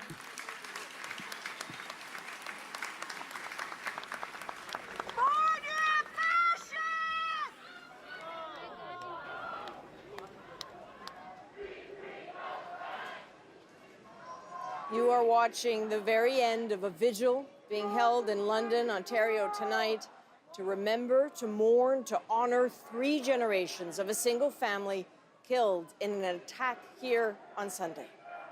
I'm Adrienne Arsenault in London this evening. Welcome to the National.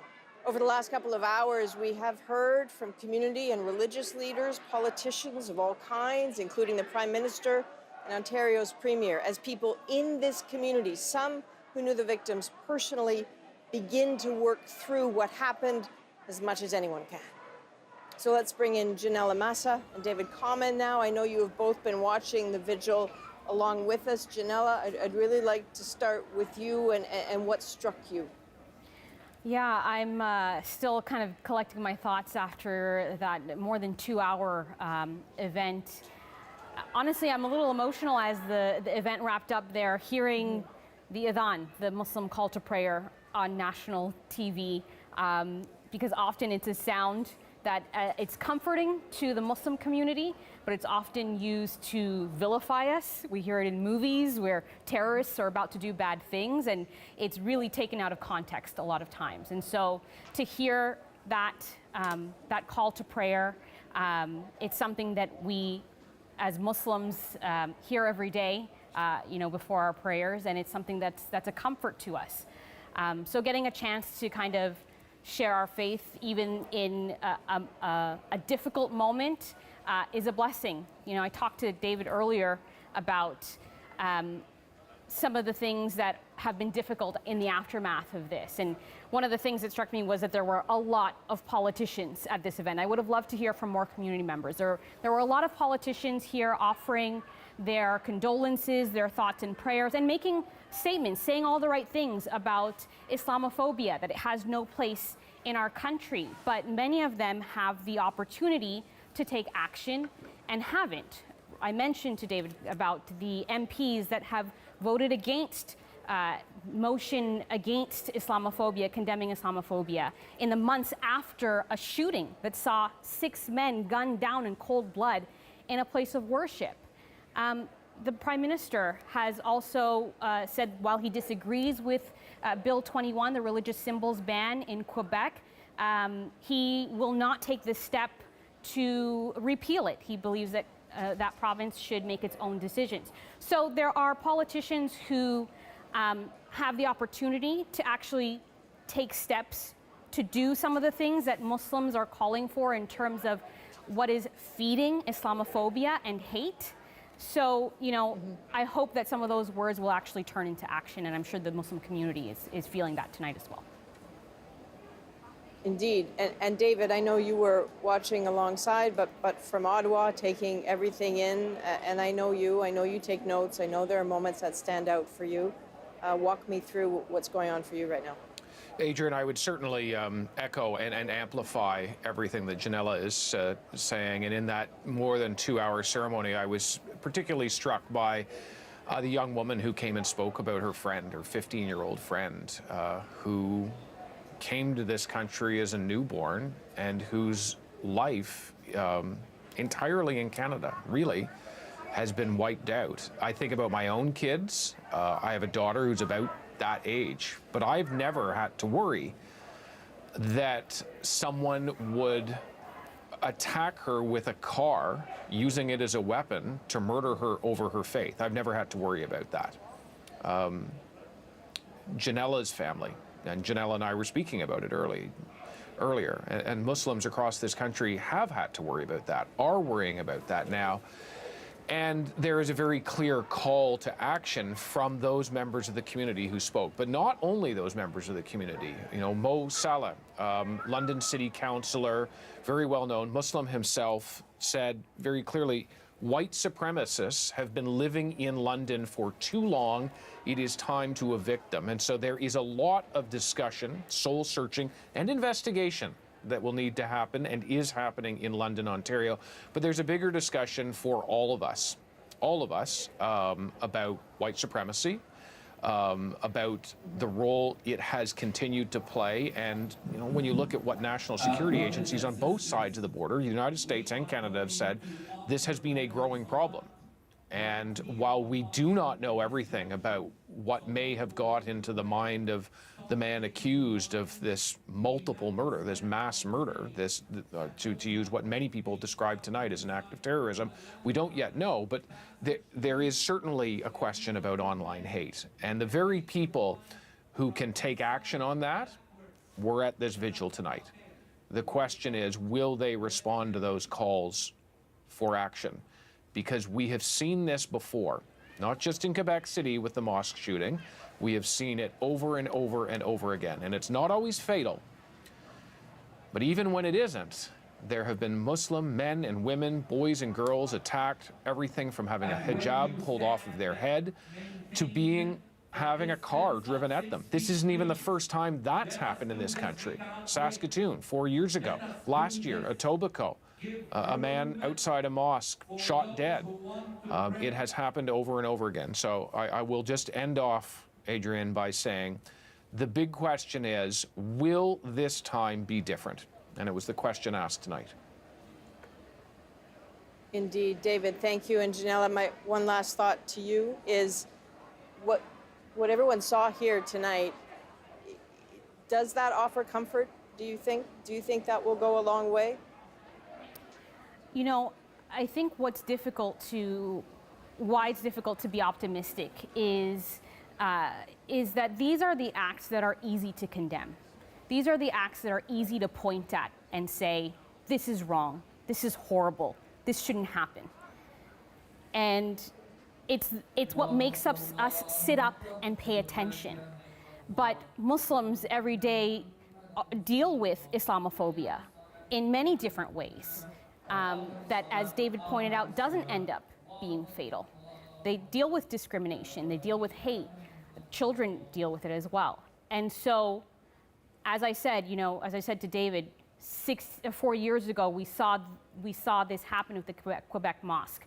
Last year, we saw this happen outside of Toronto Mosque, a man stabbed to death, and many other incidents that we've named. And those incidents didn't shake this country enough to really take a real look at itself. So will this be any different? It's hard to feel optimistic. All right, Janella and David, thank you. As you can hear, this is one last prayer that people have been asked to join in. So we will leave it here with you. Thank you for your coverage today and for your insights. Now, for so many people who were here, this whole day has been about still trying to fathom that this really happened to a family simply out for a walk. People have been showing up at memorial sites with flowers, sharing their fears, but also their memories of the 4 people killed when that pickup truck mounted the curb in what police say was a hate-fueled attack. These are the family members who died. 15-year-old Yumna Afzal, her mother, Madila Salman, her grandmother, Talat Afzal, and her dad, Salman Afzal. 3 generations of a single family. The sole survivor of that attack, a 9-year-old boy. Let's begin with the family at the center of the story. 3 generations stolen away with a single brutal act. Magda Gebrselassie joins us now in the backdrop of this deeply moving prayer. Can you tell us a little bit about what you've been able to learn about this family? So we have learned that the family arrived from Pakistan in 2007. We know that 46-year-old Salman Afzal, well, he was a physiotherapist. He took care of seniors, and he was described as being very kind. His 44-year-old wife, Madha Salman, she was described as being sparkling and generous. She worked in environmental engineering, and she was pursuing her PhD. And then Salman's mother, Talat Afzal, she loved the evening walks that this family would take, and that was a regular thing during the pandemic. And then, of course, there was the 15-year-old girl who was a bright light and an artist. In Yumna Afzal's hands, the world was filled with so much promise. Her vision, excellence, integrity, respect, and honesty.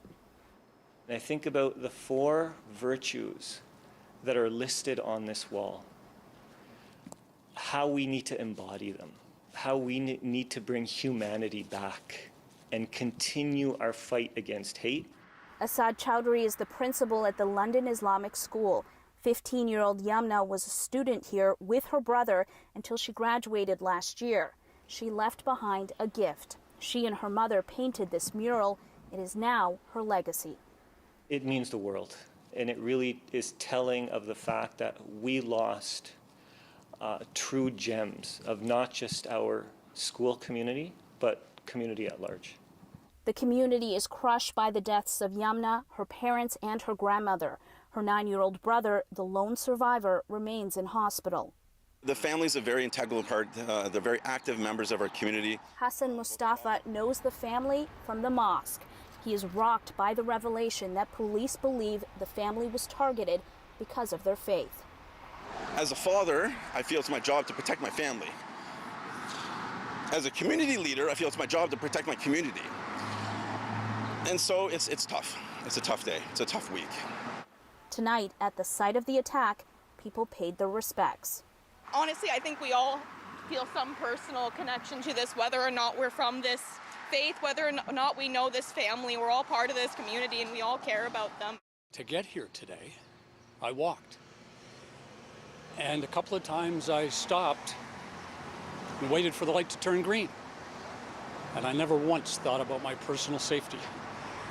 And everybody deserves that same right. From there to where a vigil was held, the hundreds in attendance listening for words of healing. We will not cower out of fear. To this community, which has made London stronger for generations, and to all Muslim Canadians, we are with you. We have to commit ourselves to working across party lines, with premiers, with mayors, with faith leaders, to end the kind of violence and hatred that took these lives. Everyone hoping to one day see a world as beautiful as Yamna Afzal created. Magda, you know, you and I were watching this vigil together. I know you went into the crowd, and I'm wondering what you're taking away from that. I was amazed by how many people came out to be here today. And it's people from London, but I was also speaking to a man who drove 2 hours to be here and has to be at work at 6 o'clock in the morning. He thought it was important to be here to show his support for the Muslim community here in London. And I was speaking with a number of people who said, you know, it's great to see this support, but this should have never happened, and it never should have gotten to this point. You came here very quickly after this happened, and I know, you know, a lot of it rattles around in your head at night in a moment like this, and I'm wondering, what have you learned in particular that's not going to leave you? For me, it's the emotional impact that this has had on everybody. Every conversation that I had, at some point, people would break down. This hits home for this community, for the Muslim community and beyond. Everybody thinks about their own families and how they could have been there at that time as well. And it's really not about a division. This should matter to everybody. Indeed. Magda Gabrisalasa, thank you very much. So you heard Magda talk about how the extent to which the horrific events in London have affected people across the country. But we want to take you through some of the ceremonies of mourning and solidarity that have taken place across this country in the last few days. My nieces, my nephews, my extended family have shared their worries to their parents that, Mama, do I look too Muslim? They're doing nothing, and they could be like any other family. They could be someone I know, they could be my parents, they could be anyone. That could be you. If you're wearing a religious symbol and someone sees you in the street, and like if they did that to another family, who's to say that someone else won't do that to you? I think something needs to be done to make sure that everybody feels safe, and I would really appreciate it if I knew, or if I had some sort of a security that, you know, if I'm leaving the house, then I am safe when I'm outside. It's just very sad that I even have to consider that, you know, I am afraid now that I am wearing it and I have to go outside. But I would never consider taking it off or anything of that sort, because it just makes me who I am. It is my religion, and I'm very proud of that. I'm lost because we were shocked to hear this, and when we were watching news, he was with us. So he's listening to all these new words about hate crime, Islamophobia.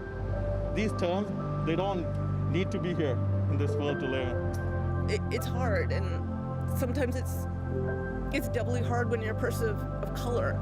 We're all Canadians, no matter whether you wear a scarf on your head or around your neck. It doesn't matter. We need to stand and be Canadians and say, we're not taking this. How could some people